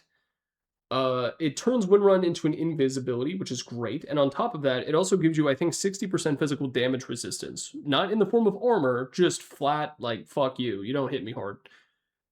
What this means is that if the opponents pick up stuff like MKB or True Strike from heroes like Drow Ranger, menacing. Look at this, it's a awesome lesbian couple right here between Drow and Windranger, and then over here we have the evil and intimidating horse. The 60% magic reduction, physical damage reduction, sorry, I had to use every brain cell to make that unfunny joke. 60% physical damage reduction means that even if they have True Strike, it is still a valuable tool against physical damage. So you have that going on, which is really good. Profoundly unfair, good on all forms of Windranger, good on support Windranger, that sucks, good on mid Windranger, which is pretty great right now, good on carry Windranger, which is bad. There's a lot to like here. Buy or die trying. You always go it. It's just a matter of when. Winter Wyvern Ags is a meme right now. There have been times it's been quite good, but what this does is it basically turns Arctic Burn into a forever ability. It is a toggle, I believe, similar to Night Stalker, and then it drains a percentage of your mana, and it allows you to reapply the debuff caused by Arctic Burn. It resets it, it doesn't stack, but it's HP percentage damage burn, and that's a good thing to have. In previous patches, such as Tundra 9's run as my favorite mid laner when he was playing like mid Rubik and stealing Techie's mines and shit, he was a big proponent of playing Winter Wyvern mid with a Witchblade, and I thought it was pretty good. It wasn't fun to play against, I'll tell you that. I still haven't decided if it was ever good, but hey. Nowadays, it is forgotten. No one gives a shit, no one cares. You don't even see it in Turbo. You see like Ancient Apparition and Dark Willow mid in Turbo. You'll see Dazzle in sometimes real Dota as a mid. You don't even see anyone trying to do it with Winter Wyvern. In the meme zone for now, but just wait. Its day of reckoning will come. Witch Doctor, holy shit.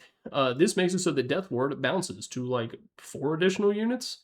I don't know if you noticed, but there's usually 5 heroes on your team.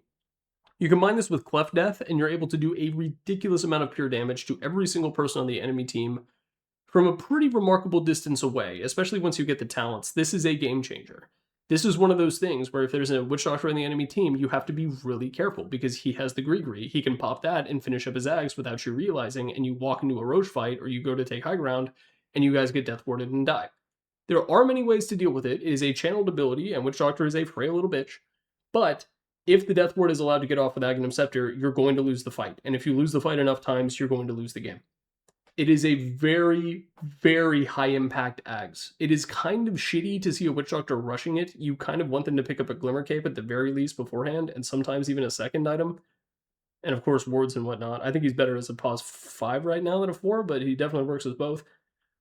But this is like, you want to go it. It is going to be one of your first items just by the nature of you being a support and you not having access to buy a ton of items. But the Gree helps you do it. And so you will oftentimes have Wand, Arcane Boots, Wards, Glimmer Cape, Ags. And like, that's legit. It's kind of griefing on a hero like Lion to go like Blink Ags. But I think it's okay when Witch Doctor does something kind of similar because Glimmer Cape, at least you can help your teammates. Or pretend to, anyway. And then also, it's just better. Like, it's just, would you rather have, you have a Witch Doctor and a Lion on your team? You can give one to free Ags as Alchemist. Which one do you give it to? You give it to the Witch Doctor. All the time. You know, Lion probably gets it next. But you get the idea. This is a massive, insane item that completely can warp a game around it. And then the enemy team has to warp their game, where they have to be like, okay, how do we deal with the Witch Doctor? If we fight fair into it, we lose. So you gotta fight unfairly. And not every team is equipped to fight unfairly. You don't always have a silencer, you know? So, there you go. Witch Doctor, one of the best in the game. Wraith King Ags is, like, kind of shitty. Well, there's times where it's really good. So what this does is when a teammate dies near you, instead of dying, they instead get your innate thing that turns them into a ghost for a little while, and they can cast all of their spells. And there's a couple heroes in this game where all they really want to do is mash their buttons and die. This makes it so that, like, they're unable to do that. So maybe there's a Venomancer on your team, and they gank the Veno, and you come in just in time in order to prevent him from dying. Do they continue to chain stun the already dead Veno, or do they tank Q, he spawns a couple poopers, and he launches his ultimate at a high-value target? You know, and then he dies, he still dies. But he was able to get the bulk of his, like, 90% of his usefulness out of the way before he did. Which is good. And then there's some, like, you're up against a Legion commander, but I've been told that it does end the duel. I don't know if that's true or not. I don't think that's true. Whatever, I'm not going to argue about it. There's just situations where, like, enemy teams that have, like, really big pickoff, and you have heroes that just kind of want to roll their face on the keyboard.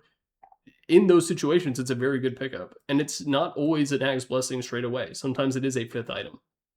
And then, you know, you can do the refresher build on him, which I think is really good. Just picking up a casual refresher on Wraith King is, like, great. And it's conducive towards that ends as well, just building around your ultimate. So it's going to go in as the matchup demands, but it might be one of the weaker ones in this tier. And Zeus. Zeus is great. This is buy or die trying. I think, so I did the Zeus video, and I recommend actually going this right after Kaya, so I think that puts it in canonical, actually. We're going to put it up here, yeah. This is another thing that kind of doesn't give him anything completely novel to his kit, because he already has access to global stuff in the form of Thunder God's Wrath, but this allows you to stun someone from across the map, which is a very different vibe than just dealing a little bit of damage. It plays very nicely with his refresher. It's great for holding high ground. Taking high ground, not so much, but it can be good for the vision that it provides as well. You go this very early on a support Zeus as well. There's a lot to like about Nimbus. And then there's also just, like, if you don't think anything is going to happen, just throw it on a creep wave. Throw it in Roche to check. There's some sneak utility with this as well. Use it to deward if you really want. Oh, it has to hit something, I think. Whatever, you get the idea. You throw it on that one board spot deep in the Radiant Jungle, you know the one. And then you drag a Satyr over it so it hits the Satyr and then it reveals the ward and then you deward. Or you just hit the fucking W button. You got options. You got options. Zeus is not a hero that really rewards creativity that much, is he? That's fine. I still like him. Great Ags. Nimbus is a very, very strong ability. Cancel TPs from across the map. Scare your opponents in their pants. They'll take a crap.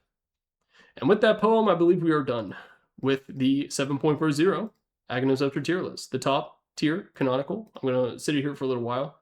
A lot of people skip to the end to look at the full tier list. If that's you, stop it.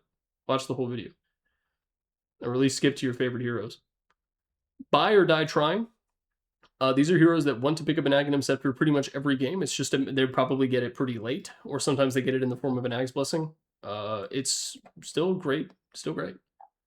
Next up is As the Matchup Demands. These are ones where you're not going to be going them every game, but there are specific matchups where you're going to be going them. Keep in mind that some of those matchups are dependent on you. So if you are going a particular position on this hero, you might want Ags, otherwise you might not care. Or there are certain heroes on your team or certain situations caused by heroes on the enemy team that, you know, this could have just been situational, but that's not clever enough for me. This is As the Matchup Demands, because the matchup does not ask. Next is Luxury Tax. These are heroes that can get them, but they're really just bonuses to what they already do, or they're ones that are not bad, but you're definitely not going to be going them early. A lot of the cores in this list, you really only pick them up as an Aghanim's Blessing or as a 6th item to be immediately turned into an Aghanim's Blessing so you can buy another Daedalus. Others are like very situational to the point where you really don't necessarily want to go them in the vast majority of games, but even in the ones where they aren't situationally being demanded, they have like minor utility. Like Night Stalker is an example of that. Others are just like kind of super bland and inoffensive, like Shadow Demon and Ringmaster, but it's just like, okay, sure. These are the heroes where you would really only get them for free if there was still a way to get Ag Scepter for free. And then finally, of course, the meme zone. These are the memes. These are ones that are either really, really dog shit, ones that you never see, ones that you see people not pick up intentionally, ones that can grief like crazy, or ones that are really only valid in Turbo. Not all of these are bad, by the way. In fact, some of them, like Elder Titan, is like pretty good, but it's also a fucking meme, so it's down here in the meme zone. So there you go. That is the 7.40 Aghanim Scepter tier list. Thank you very much for watching. Thank you very much to Blast for sponsoring this video, and peace on planet Earth.